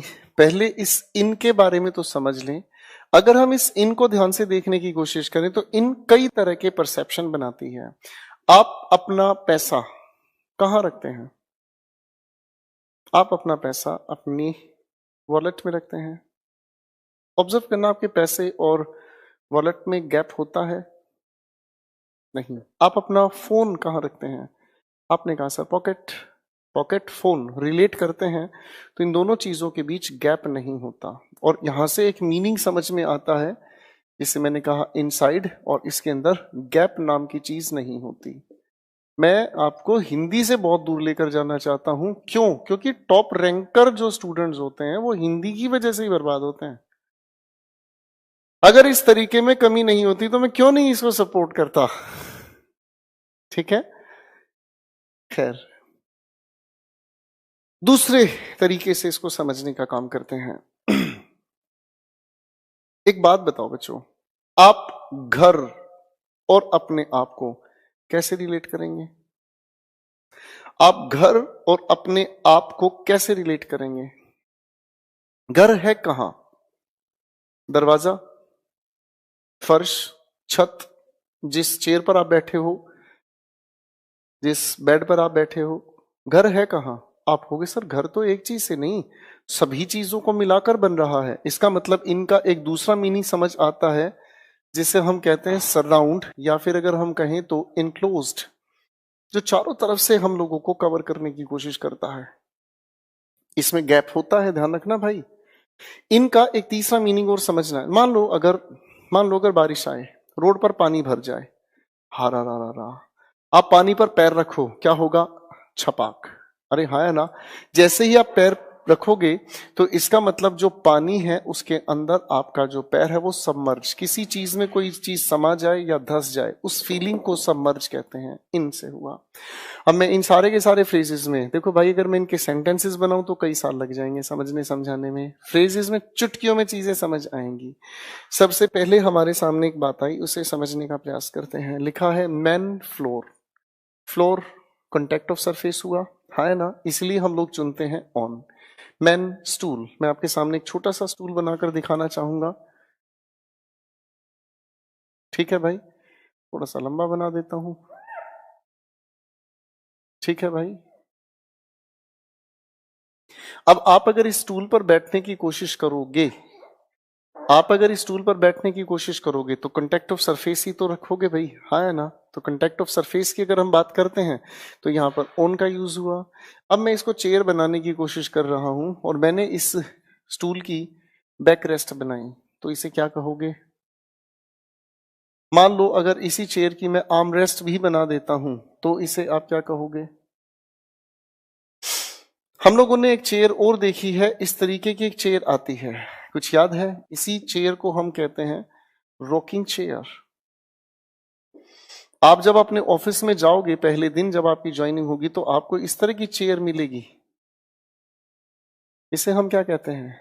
कुछ लोग इसे वोबली चेयर कहते हैं, कुछ लोग इसे रिवॉल्विंग चेयर भी कह देते हैं। तो कहानी ये कहना चाहेगी कि कितनी सारी चेयर्स हो गई भाई, इतनी सारी चेयर्स के नाम हम कैसे याद रखें? चेयर को लेकर परसेप्शन एक ही बनाकर चलना पड़ेगा, और ये मीनिंग हमारे सामने तैयार करता है। ठीक है, इसलिए हमने इसके लिए चुना इन। कितने सारे लोग हैं ऑन चेयर कहते हैं, ही सिटिंग ऑन अ चेयर। अरे बदतमीज इंसान, क्यों बेइज्जती कर रहा है भाई इंग्लिश की? मैन बाइक, आप बाइक पर अगर बैठते हो तो कॉन्टेक्ट ऑफ सरफेस तशरीफ रखते हो, तो इस हिसाब से ऑन। मैन कार, रिलेट करो, कार है कहाँ? स्टीयरिंग, सीट, दरवाजे, क्या है सर? आप कहोगे सराउंड की बात कर रहे हैं। मैन रेफ्ट, रेफ्ट मैं आपके सामने बनाने की कोशिश करूंगा, ध्यान से देखें भाई। इस तरीके से लकड़ियों को जोड़कर रेफ्ट बनाई जाती है, इसके ऊपर एक इंसान बैठा हुआ है। फाइन, अब वो इंसान इस पर यात्रा करता था, पुराने जमाने की बात है भाई। ठीक है, अब अगर मैं इसको समझने की कोशिश करूं तो ये है तो अपने आप के अंदर क्या, कुछ भी नहीं, एक कॉन्टेक्ट ऑफ सरफेस हुआ, इसलिए यूज किया रेफ्ट। अच्छा, मान लो अगर मैं इसी की साइड वॉल्स थोड़ी थोड़ी सी ऊंची उठा दूं, तो ये क्या बन गया भाई साहब? एक बोट तैयार हुई। तो बोट के लिए सराउंड वाली फीलिंग हुई, इसलिए हमने क्या कहा? इन। आज सर थोड़ा बेड से रिलेटेड कुछ क्वेश्चंस को समझने का प्रयास करते हैं।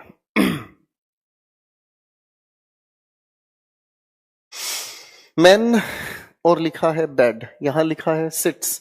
अगर मैन बेड सिट किया फीलिंग तैयार करते हो, तो वो फ्लोर जैसा मीनिंग तैयार करता है या फिर स्टूल जैसा। इसलिए मैन बेड जब सिट के लिए दिया जाता है क्वेश्चन, तो ओन का जिक्र करते हैं। मैन बेड अगर वर्क्स की बात कही जाए तो ये भी आपका फ्लोर या फिर स्टूल की तरह मीनिंग तैयार करता है, इसलिए ओन का जिक्र। लेकिन स्लीप की अगर हम बात करते हैं तो ये हुआ आपका सराउंड वाला मीनिंग, इसलिए हम यूज करते हैं इन। अब आया हमारे सामने एक सवाल, मैन ट्री। थोड़ी देर पहले मैंने आप लोगों को समझाने के लिए एक इस तरह की बातचीत कही थी, कुछ याद आ रही है बच्चों? हाँ या ना? और यहां पर बैठा हुआ था आप लोगों का एक शिकारी इंसान। लाओ जी, फिर से बना देता हूं। यहाँ पर बैठा हुआ है एक इंसान, ठीक है भाई? अरे हाँ है ना? तो मैन ट्री को हमने रिलेट करने की कोशिश की थी, और शब्द लिखा था हमने अंडर। मैंने ठीक लिखा बेटा? अब सवाल इससे अगला थोड़ा अलग हुआ, ये बार बार पेपर पूछता है दोनों के दोनों। क्यों? क्योंकि जिनको हिंदी रटनी है वो बर्बाद है। Man shade of the tree. अब थोड़ा ध्यान से समझने का प्रयास करना मेरे बच्चों। मैं अगर इस पेड़ की मैं अगर इस पेड़ की छाया को कंसीडर करता हूं, तो ये इस पेड़ की छाया हुई भाई, हाँ या ना? और अगर इस इंसान की छाया की मैं बात करूं, तो ये इस इंसान की छाया हुई। अब यहां रिलेट किया जा रहा है इस इंसान को नहीं, इस इंसान की इस छाया को इस पेड़ की छाया से रिलेट किया जा रहा है। और अगर इन दोनों को आप ध्यान से देखने की कोशिश करोगे तो ये हुआ सबमर्ज। ठीक है, इसकी छाया इस पेड़ की छाया के अंदर सबमर्ज होती नजर आई, इसीलिए हम लोग इसके लिए चुनते हैं man in shade of the tree. Clear है? आगे आती है बात बर्ड ट्री। अगर मैं यहां पर ओन का यूज करता हूं, तो ओन का यूज तो इस तरीके का मीनिंग तैयार करता है भाई। क्यों? क्योंकि इसका मतलब तो समझ आता है, ओन कहकर तो कंटेक्ट ऑफ सरफेस, पर पेड़ के ऊपर तो सरफेस नाम की कोई चीज ही नहीं है। पेड़ के ऊपर सरफेस नाम की तो कोई चीज होती ही नहीं, है ना? इसका मतलब तो कायदा गलत हुआ, ये परसेप्शन बताना ठीक नहीं। मान लो अगर मैं पेड़ की एक ब्रांच की बात करता हूं और इस पर मैंने बैठा दिया आपके बर्ड को, अरे भाई हाँ ना? तो क्या ये बात सेंसिबल है? आप कहोगे बिल्कुल सेंसिबल है। तो इन दोनों को रिलेट करके देखो, क्लियर हो जाएगा। Bird branch of the tree, आपने यहां पर चुना ओन को। क्लियर है? बर्ड ट्री, तो सर रिलेट करने की पोजीशन आ रही है इन। क्यों? क्योंकि इस इन होने का मतलब सराउंड तैयार हुआ। क्लियर है बच्चों? एक बार ध्यान से देख लें।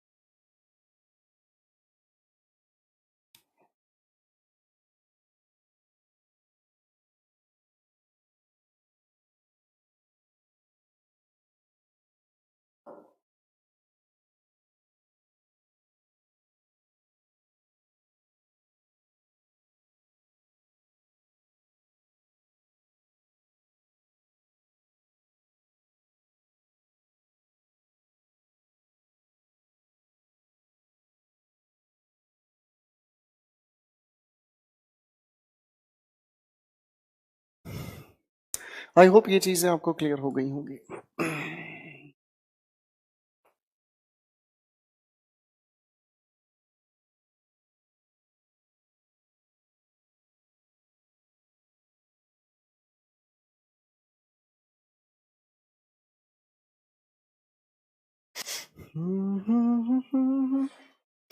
चलो कहानी को कंटिन्यू करेंगे। 2 मिनट के लिए आ जाओ फटाफट से कमेंट्स पर। कहानी तो 9 बजे तक हमारी चलेगी। 2 मिनट के लिए कमेंट्स पर आओ और अब तक अपना एक्सपीरियंस मेरे साथ शेयर करो। प्रेपोजिशन किस तरीके से आप लोगों को समझ आ रही है।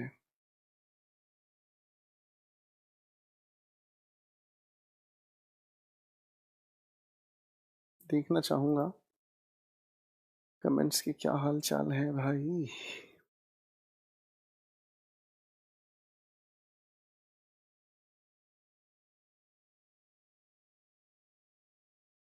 हम्म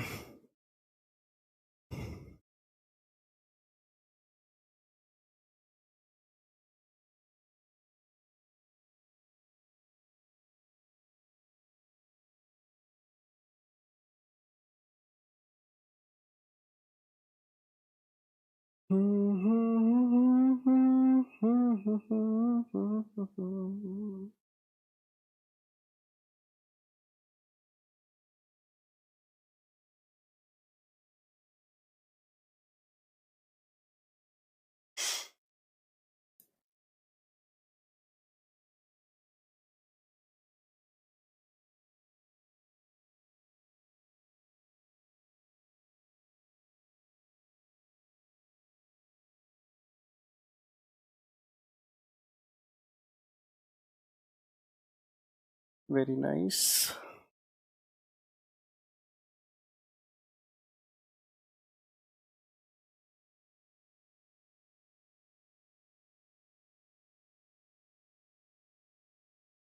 मधुर जी तुम बेटे कोई नशा करके बैठे हो क्या? ये क्वेश्चन 43 कहाँ क्वेश्चन 43 है? Thank you Aftab ji.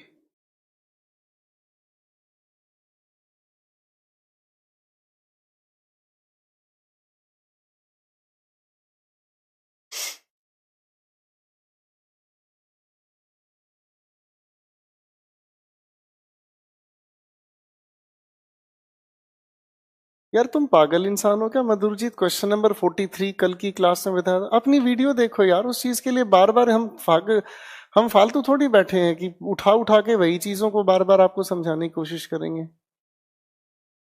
Video किस लिए है आप लोगों के पास? बेवकूफों वाली बात करते हो यार। वीडियो का मतलब क्या लिखा है? वीडियो का मतलब ये है आप अपनी वीडियो को दोबारा देखें। क्लियर है बात खत्म। नहीं देखा जा रहा ईजीवी डाउट जोन में पोस्ट करें। बेवकूफ वाली बात करने की कोशिश करते हो यार। मैं प्रेपोजिशन की बात कर रहा हूँ। मतलब मैं आपकी तबीयत पूछ रहा हूँ, आप अपने गांव के हालचाल सुना रहे हो। कोई नशा तो नहीं करते बेटे? फिनाइल क्यों नहीं पी लेते आप?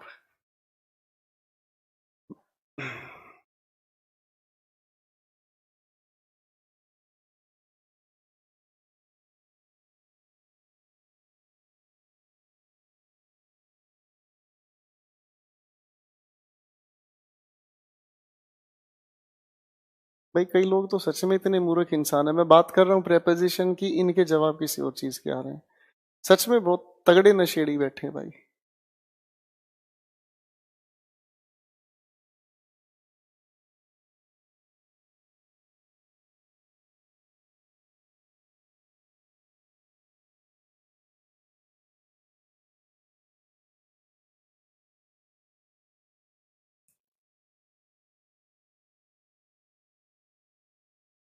बैच की टाइमिंग क्या है वो मैं शुरुआत में बता चुका हूँ। बार बार इस चीज के लिए फुर्सत नहीं है बेटा। मैं तो आप लोगों से इसलिए थोड़ा सा रुक कर बात करने की कोशिश कर रहा था कि एटलीस्ट देखिए तो सही, जितना पढ़ा है उतना समझ आया या नहीं आया।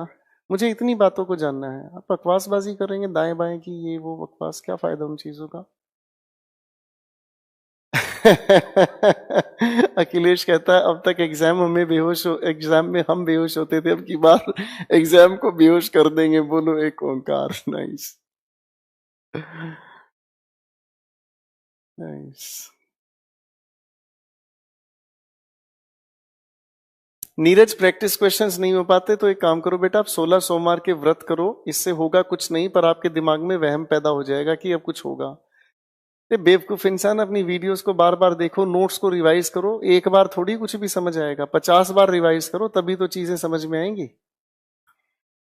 पता नहीं कहाँ से क्या क्या सवाल दिमाग में उठते हैं।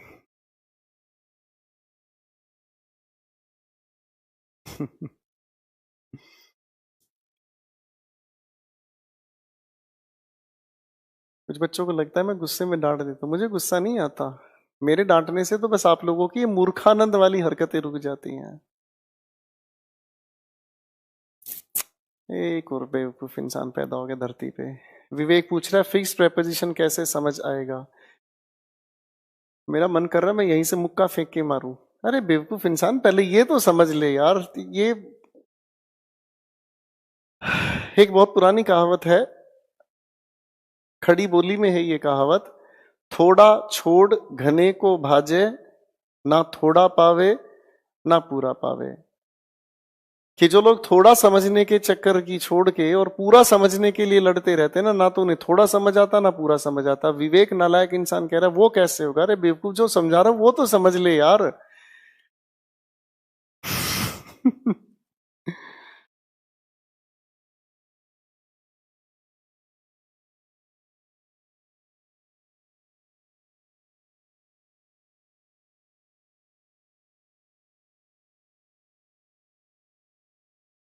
चलो भाई, मूर्खों के सवाल शुरू हो गए वापस।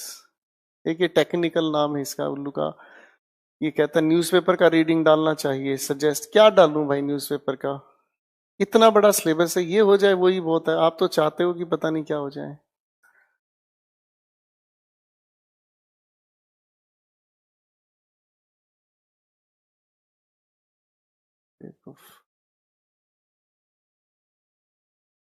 प्रैक्टिस बैच जल्दी ही आएगा, प्रैक्टिस बैच अभी नहीं, पहले सिलेबस।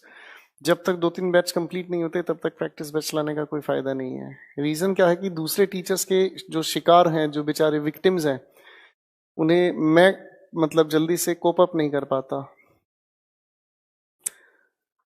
चलिए,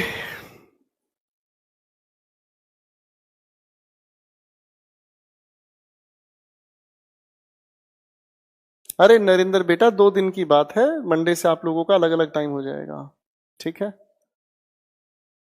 चिराग, आपको ब्लॉक करवा रहा हूं बेटा मैं, 2 मिनट रुक जाओ बस।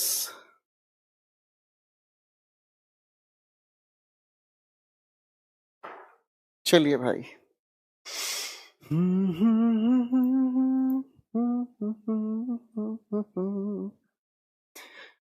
ओके।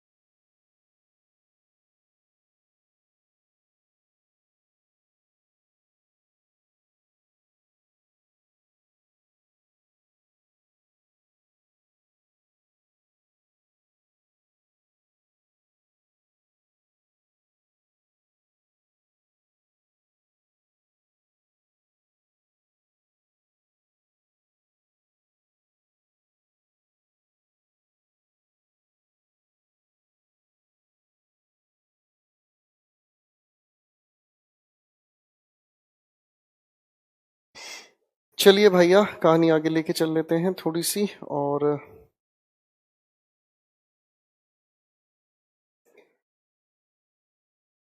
चलिए आगे लेके चल लेते हैं, बातचीत शुरू करते हैं।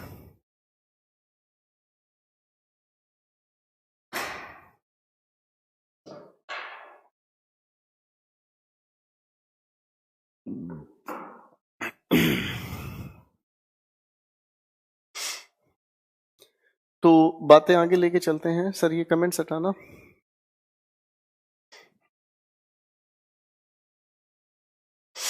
प्रेपोजिशन में हम लोगों ने अभी तक जो समझा, इसी से जुड़ी हुई कई सारी चीजें आगे हमारी और भी जुड़ती चली जाती हैं। तो प्रेपोजिशन को समझने का जो असली मकसद है वो परसेप्शन है। परसेप्शन से जितना अच्छे से समझोगे चीजें रिलेटिवली जुड़ती चली जाएंगी। फाइन, आज जाओ बच्चों, थोड़ा सा कहानी को आगे लेकर चल लेते हैं अब हम।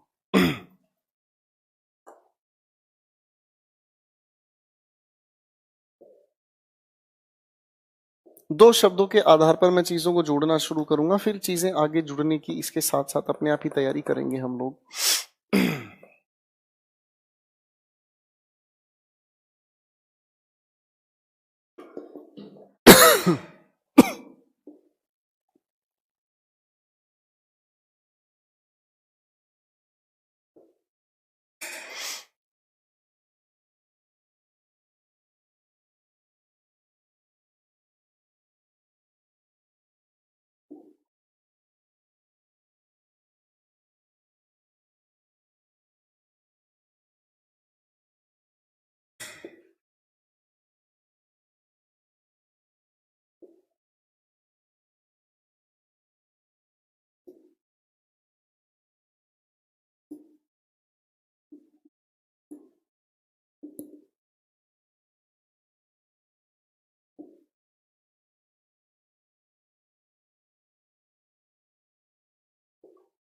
मेरा नया बैच कब से है नीरज सर? 21 तारीख से है ना? 21 तारीख में एक काम करना, 21 तारीख में एक काम करना, मेरे बैच का ना गेटवे 2 घंटे के लिए आप खोलोगे ना, बस 7 बजे, मतलब 2 घंटे के लिए खोलोगे ना सर? इसमें लिमिटेड सीट्स कर देना, ठीक है ना? और इसके अंदर कोशिश ये करना, जैसे भी ये 15-15 हजार बच्चों के बैच बन रहे ना, इसमें परेशानी है। कुछ बच्चों का हो सकता है कि मतलब वो समझने के लिए नहीं, वो टाइम पास के लिए आते हैं। तो इनका फिल्टर वाला एक ऑप्शन डालना कि वो भले ही कोशिश करें पर उनका एडमिशन ना हो पाए, ठीक है ना?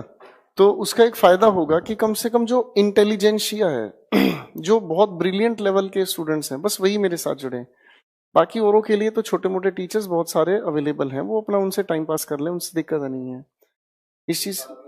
हाँ, ये फालतू के जो कमेंट करने वाले ना, इनको लेकर एक बहुत सिस्टमेटिक टीम को बोलना कि उनके एडमिशंस हो ही ना पाए, ठीक है ना?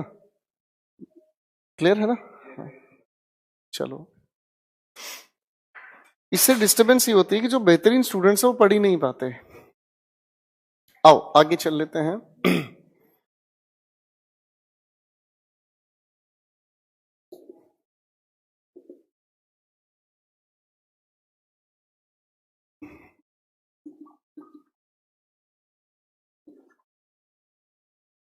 एक बार किसी कॉम्पिटिटिव लेवल के एग्जाम में बैठ के देखोगे ना भाई साहब, तबीयत हरी हो जाएगी। किसी एक पेपर को अगर ध्यान से देख, जिस पर जिंदगी मौत लड़ा कर देखोगे ना भाई साहब, तबीयत हरी हो जाएगी। उस दिन याद आएंगे गोपाल वर्मा सर के शब्द कि यार वो बंदा कहता तो सही है। जो बच्चा पेपर में जाके हिंदी निकालते निकालते निकालते निकालते पूरा टाइम वेस्ट कर देता है, वो घर आकर सोचता है, दिमाग में उसके पत्थर पड़ते हैं कि यार बंदा कहता तो सही है, बर्बाद हो गया मैं उस फला टीचर के चक्कर में, बर्बाद हो गया उसको यूट्यूब के चक्कर में, बर्बाद हो गया उसने ये कह दिया था। मेरी बात समझना बेटा, मेरे तरीके अगर गलत होते तो आज तक हम टॉप रैंक नहीं निकालते बच्चों का, इतने सिलेक्शन नहीं निकालते। और जो दावे ठोकते हैं उनके कोई सिलेक्शन नहीं भाई साहब, सब खोखले बैठे हैं। तरीके आपको बदलने पड़ेंगे, तरीके सुधारने पड़ेंगे, नहीं तो सिलेक्शन भूल जाओ बेटा। और याद रखना, ये एक जंगल राज है, सर्वाइवल ऑफ द फिटेस्ट। जिस बच्चे का ये कंटेंट तैयार है ना, वो सरवाइव करेगा, और जिस बच्चे का कंटेंट तैयार नहीं वो सरवाइव नहीं कर पाएगा, उसकी पोस्ट कोई और लेकर जाएगा। जंगल नियम चार्ल्स डार्विन ने कहा था, जिसमें दम है वो जिएगा, जिसमें दम नहीं वो किसी का भोजन बनेगा। आपके अंदर दम है, अपनी पोस्ट निकालो, अच्छा रैंक निकालो, पसंदीदा जगह पर सिलेक्शन लो। और अगर आपके अंदर दम नहीं है तो कोई और तो सिलेक्शन लेकर जाएगा। और इस भीड़ में हजार नहीं लाखों लोग हैं।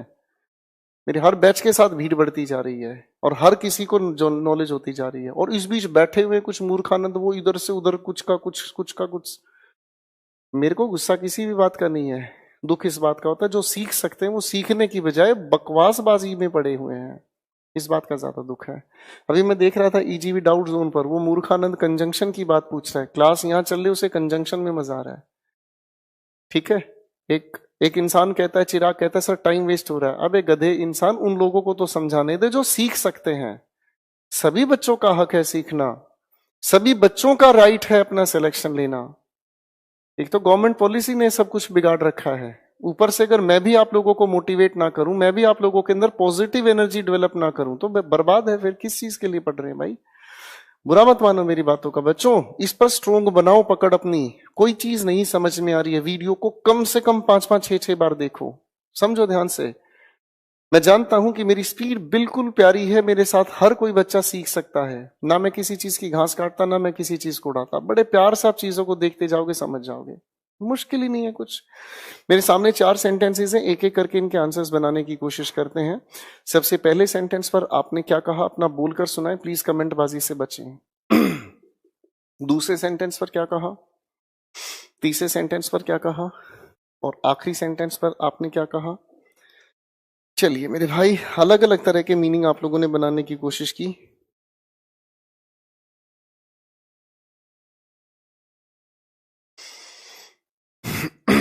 अगर हम इन सभी की बातचीत को समझने की कोशिश करें तो भैया बिटवीन और अमंग, अधिकतर टीचर्स अधिकतर स्टूडेंट्स कह देते हैं सर बिटवीन 2 के लिए होता है, अमंग 2 से ज्यादा के लिए। आप यही गलती कर रहे हो। बात संख्या गिनने की नहीं है, बात कंसीडरेशन की है। हमारे पास संख्या कितनी ही हो इससे फर्क नहीं पड़ता, हमारे पास संख्या कितनी ही हो, लेकिन उस संख्या में पार्टिसिपेट करते नजर आए 2 एट अ टाइम। एक बार में 2 का ही जिक्र आए, संख्या कितनी भी हो फर्क नहीं पड़ता, एक बार में 2 ही पार्टिसिपेट करें। और अमंग की अगर हम बात करें तो पार्टिसिपेशन की संख्या 2 से ज्यादा की हो, एक बार में 2 से ज्यादा पार्टिसिपेट करें। अब सवाल को समझना, बहुत प्यार से समझ आएगा। Radha distributed the money them, तो इसका मतलब क्या समझ आया?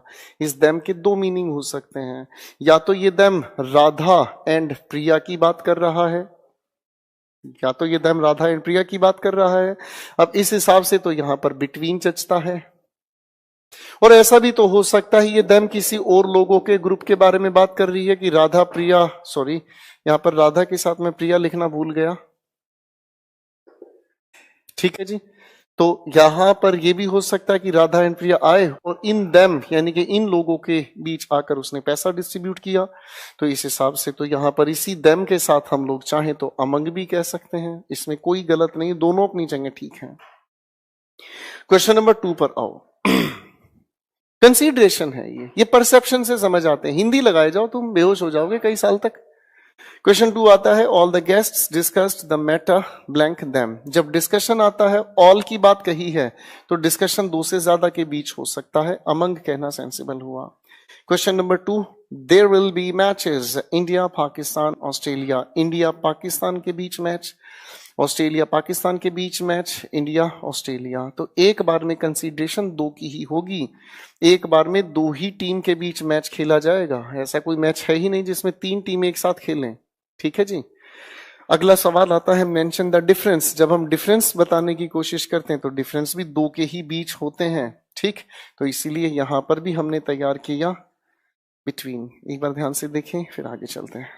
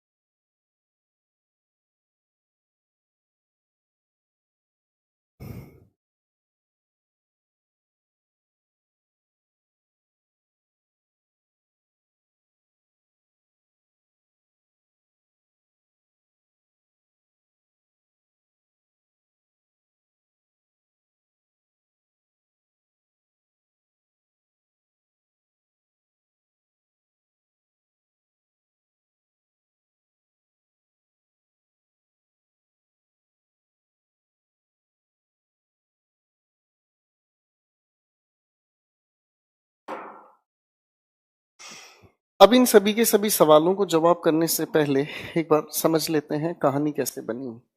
सबसे पहले इन लिखे हुए शब्दों को मेरे साथ मिलकर बोलना। अधिकतर बच्चे इनको बोलते भी गलत हैं। शब्द लिखा है अमंग, अमंगस्ट, एमिड, एमिडस्ट। फिर से सुने, अमंग, अमंगस्ट, एमिड, एमिडस्ट। ठीक है बच्चों, अगर हम इन्हें समझने की कोशिश करते हैं तो ये बने कैसे हैं, इन्हें थोड़ा सा समझने का काम करें। फाइन, पर उससे पहले इनके सीधी सीधी बातों को समझने का प्रयास करते हैं। नियम कहता है कि अमंग हो या अमंगस्ट हो, हम इसे हमेशा प्लूरल काउंटेबल नाउन के साथ यूज करते हैं। एमिड और एमिड्स की अगर हम बात करें तो इसे हम हमेशा अनकाउंटेबल या सिंगुलर नाउन के साथ यूज करते हैं। ठीक है जी, ये हुआ इनका पहला आधारभूत फर्क। ठीक, अब अगर मैं इस अमंग और एमिड की बात करूं, अगर मैं इस अमंग और एमिड की बात करूं तो इसे हम यूज करते हैं इनिशियल। इनिशियल का अर्थ शुरुआती, consonant sound, initial consonant sounding word. उस शब्द के साथ इनका हम यूज करते हैं जिनके शुरुआती जो ध्वनि है, आवाज है, वो कॉन्सोनेंट है। लेकिन अगर हम इनकी बात करें जिनके साथ एसटी जुड़ा हुआ है, अमंगस्ट, एमिडस्ट, तो इन्हें हम यूज करते हैं इनिशियल वाउल साउंड के साथ। ठीक, अब इनको पहले हम आंसर्स के साथ जोड़ देते हैं, फिर इनको समझने की कोशिश करते हैं।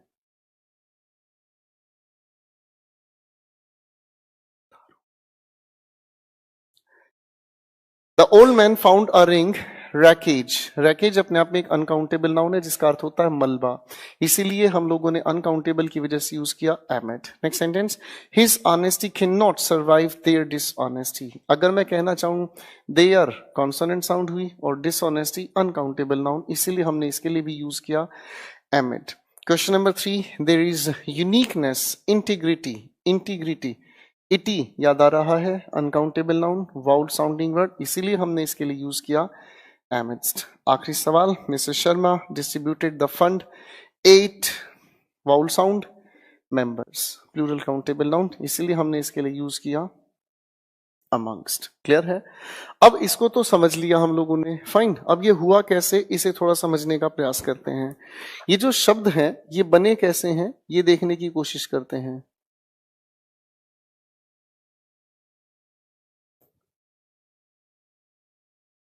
इसे समझने की कोशिश करते हैं. देखो बच्चों, रीजन पर लेकर चलता हूं. जब हम इस अमंग की बात करते हैं तो इस अमंग को अगर देखने की कोशिश करते हैं तो ए के साथ जुड़ा है मोंग. मोंग का अर्थ होता है डिमांड. ठीक है जी. और जब आप डिमांड करने की कोशिश करते हैं, जितने भी लोग अगर वो डिमांड करने की कोशिश करते हैं तो इसी वजह से इसका जो मीनिंग तैयार होता है वो डिस्ट्रीब्यूशन तैयार करता है. जब डिमांड करेंगे अलग अलग लोग तो सभी के अंदर बंटवारा होना संभव है. और इसी तरीके से अगर हम एमिड की बात करते हैं तो ये बना है ए के साथ मिड जोड़कर. एमिड का मतलब हमें तैयार होता हुआ नजर आता है कि मिड से हम लोगों ने तैयार किया शब्द मिडल. तो इसका मतलब ये जो शब्द है ये बताता है प्लेस या फिर पोजीशन को. अब इन लिखे हुए सेंटेंसेस पर आ जाओ, ध्यान से देखना. किसी भी बुजुर्ग इंसान को रिंग मिली रैकेज ऑफ द कार. अब इस रैकेज का मतलब क्या हुआ? मलबे में डिस्ट्रीब्यूशन तो नहीं है, मलबे में आप प्लेस या पोजीशन बता रहे हो इसलिए एमिड यूज हुआ. डिसऑनेस्टी, डिस्ट्रीब्यूशन तो नहीं, ये तो एक प्लेस की पोजीशन की बात कर रहे हैं. यहां पर अगर हम बात कर रहे हैं तो बात आ रही है डिस्ट्रीब्यूशन की, इसीलिए क्या यूज किया? अमंग्स. एक बार ध्यान से इसे देखें.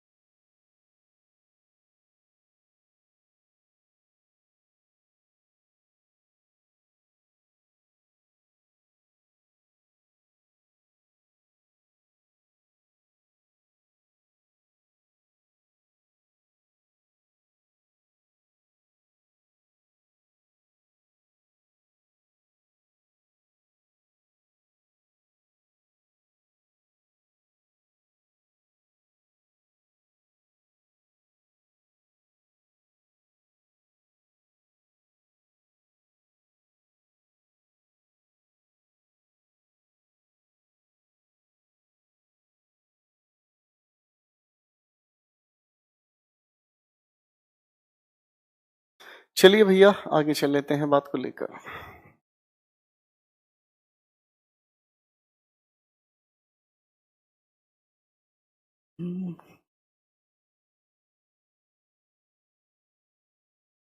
आज बच्चे सोच तो रहे हैं कि सर 2 घंटे की क्लास ले रहे हैं बैक टू बैक, लेकिन जब इन लोगों को, बच्चों को, जब ये बैठ के रिवाइज करेंगे ना सारी चीज को और देखेंगे कि 2 घंटा ज्यादा प्रोडक्टिव है, they will realise it later on कि 2 घंटे के अंदर बहुत ज्यादा कंटेंट हम कर पाते हैं. फाइन. तो इन्हें महसूस होगा कि सर बहुत अच्छा सोच के चीजों को एग्जीक्यूट करते हैं. खैर,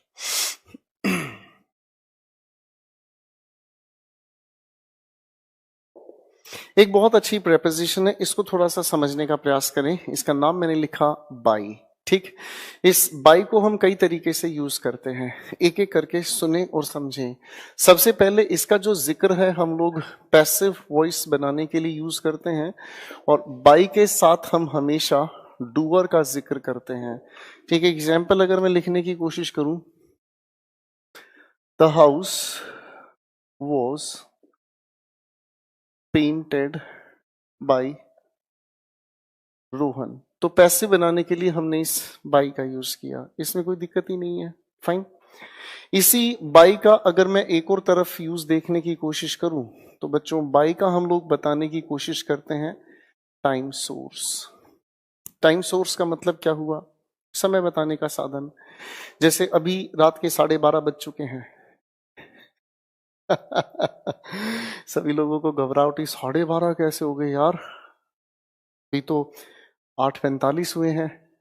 है 8:45 हुए, करवा चौथ है, कई लोग तैयारी भी बैठा रहे होंगे, हाँ है ना। अगर ध्यान से समझो इस बात को, तो टाइम सोर्स की अगर हम बात करते हैं तो टाइम का तब पता चलता है जब कोई टाइम सोर्स हो, इसीलिए इसके साथ हम कंपलसरी जोड़ते हैं आर्टिकल द। जैसे अगर मैं कहने की कोशिश करूं, it is 8:45 PM by the watch. Watch को हटाकर मैं चाहूं तो क्लॉक भी कह सकता हूं, अलार्म कह सकता हूं, टाइम पीस कह सकता हूं, क्लॉक टावर कह सकता हूं, कितने भी शब्द ले लो, ये सब टाइम सोर्स हैं। ठीक है बेटा। अगर इसी बाई को हम कहने की कोशिश करें तो बाई हमें बताने की कोशिश करता है ट्रेवल सोर्स के बारे में भी। Travel source mode of transport को हम कहते हैं। जैसे अगर मैं कहना चाहूं, he came here by car, by car नहीं तो by bus, by train, by ship. कुछ लोग इसके लिए कह सकते हैं बाई फूट, आप कहना चाहें बाई हॉर्स।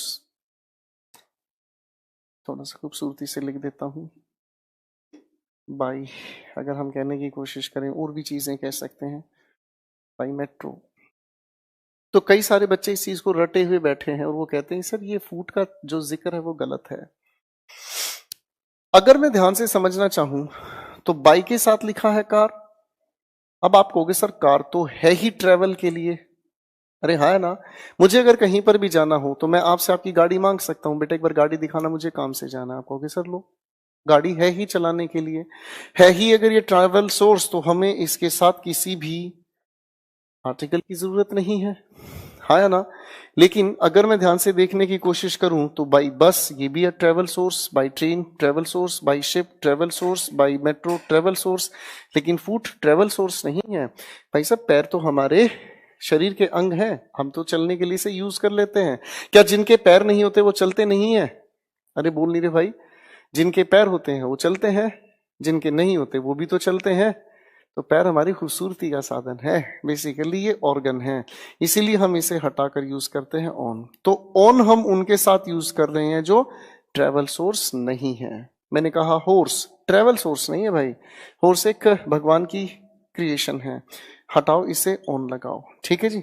तो इसका मतलब हम ऑन यूज करते हैं जो ट्रेवल सोर्स नहीं है। क्लियर है? अब यहां से इसी लिखे हुए सवाल को अगर मैं फिर से देखने की कोशिश करूं और मैं कहूं ही केम हेयर, तो आप क्या कहोगे? तो कहानी बदल गई भाई हमारे सामने। आप अगर यहां पर ट्रेवल सोर्स से पहले, अगर आप ट्रेवल सोर्स से पहले कोई भी आर्टिकल यूज करने की कोशिश करते हो तो भाई साहब ये बाई का जिक्र खत्म हुआ, और अब आप इसको स्पेसिफिक बनाने की कोशिश करोगे या तो इनके साथ या फिर उनके साथ। So he came here in a car. मैं अगर कहने की कोशिश करता हूं ही केम हेयर, ठीक है, तो आप अगर मान लीजिए यहां पर लिखने की कोशिश करते हैं अ बस, तो बच्चों ध्यान रखना बस एक फ्लोर की तरीके से काम करने वाली चीज है, इसलिए या क्या कहोगे भाई साहब, ऑन अ बस। ठीक है बेटा, इस बात को थोड़ा ध्यान से देखो समझो, ये बहुत इंपॉर्टेंट एरिया है और पेपर इससे सवाल पूछते हैं।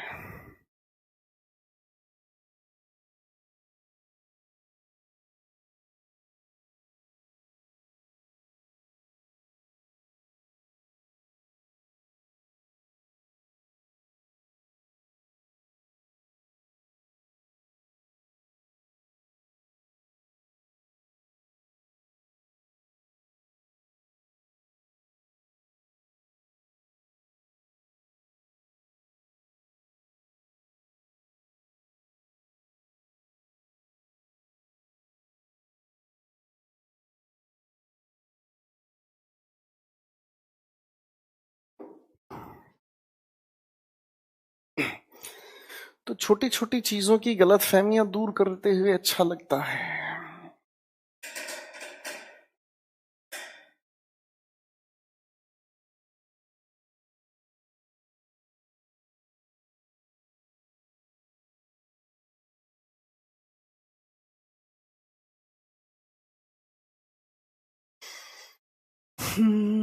अब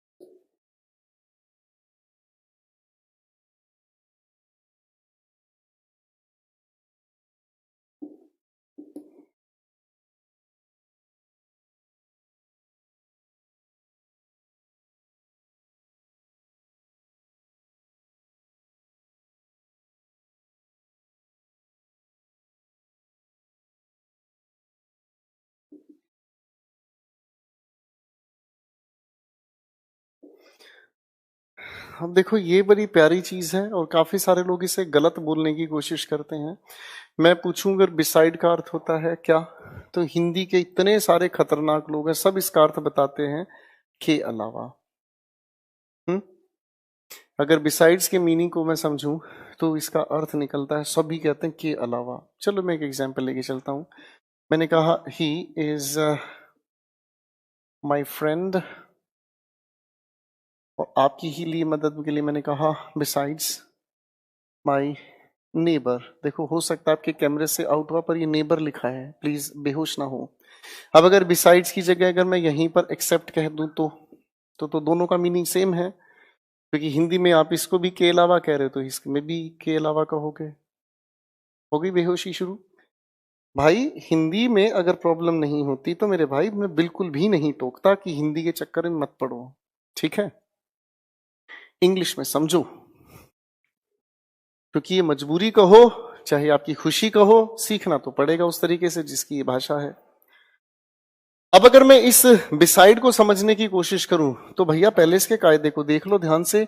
और बिसाइड बना है बी के साथ साइड, लैटिन प्रीफिक्स में बी का अर्थ निकलता है बाई। क्या अर्थ निकलता है भाई साहब? बाई, ठीक है। जैसे अगर हम लोग एक शब्द पढ़ते हैं, कंजंक्शन में पढ़ा था हम लोगों ने, तो बिकॉज का इनफैक्ट मीनिंग समझ में आता है बाई कॉज, ठीक है जी। यानी कि जिसमें कॉज का जरिया आप बताते हो, क्लियर है, इसी को हम कहते हैं बिकॉज। इसी तरीके से अगर बिसाइड की मैं बात करता हूं तो बाई इसके अर्थ में जुड़ा है, तो बिसाइड का अगर मैं अर्थ तैयार करता हूं तो ये हुआ बाय द साइड ऑफ। अब देखो यहां से एक नई चीज सीख लो बेटा, ये जो बात अब मैं कह रहा हूं इसे हम कहते हैं कंपाउंड प्रेपोजिशन। बड़े ध्यान से बोलकर सुनाओ, इसे हम कहते हैं कंपाउंड प्रेपोजिशन। कंपाउंड प्रेपोजिशन का मतलब इस प्रेपोजिशन के बीच लिखा है ये नाउन और आगे लिखा है फिर प्रेपोजिशन। दो प्रेपोजिशन के बीच नाउन, एक से ज्यादा शब्दों को नाउन या एक से ज्यादा शब्दों को मिलाकर जो हम तैयार करते हैं वो कंपाउंड प्रेपोजिशन है। तो बिसाइड्स की अगर हम बात करते हैं तो इसका अर्थ तैयार होता है इन एडिशन टू। तो इन दोनों को अगर कंफ्यूजन आती है भाई उठाओ इनके मीनिंग को जचा दो। Rahul is a doctor in addition to a professor, तो इसीलिए हमने इसका अर्थ तैयार किया besides. Rahul lives by the side of, तो यहां पर तैयार हुआ अर्थ बिसाइड। आ जाओ बच्चों, अलोंग, अलोंग विद। अलोंग की अगर हम बात करें तो इसका अर्थ निकलता है पैरेलल टू समवन या फिर something, someone something. Along with की अगर हम बात करें तो विद तो बता ही देगा दूसरा, in the company of. Company का अर्थ होता है संगत। अब इस लिखे सेंटेंस पर काम करते हैं। सेंटेंस लिखा है मेरे भाई, रिया इज वॉकिंग मीना रिवर साइड। परसेप्शन तैयार करूं तो ये रिवर आप लोगों की तैयार हुई भाई, इधर आपकी रिया और इधर आपकी इधर आपकी मीना। तो ये दोनों का जो चलना है ये तो हो गया आप लोगों का अलोंग विद, ठीक है, इन द कंपनी ऑफ, ठीक है। और ये दोनों चल रहे हैं रिवर के पैरेलल, तो ये हो गया अलोंग, ठीक है। Next sentence, please carry your photographs blank documents. तो यहां पर अटैच करने की इन द कंपनी ऑफ। ठीक है बच्चों, पहले यहां तक एक बार देख लीजिए, फिर आगे चलते हैं।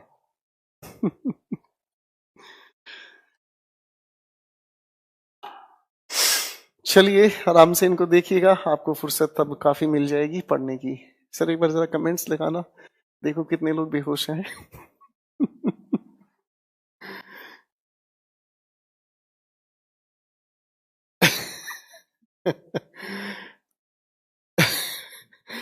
चलो भाई। आ, अरे वाह, ओह माय गॉड।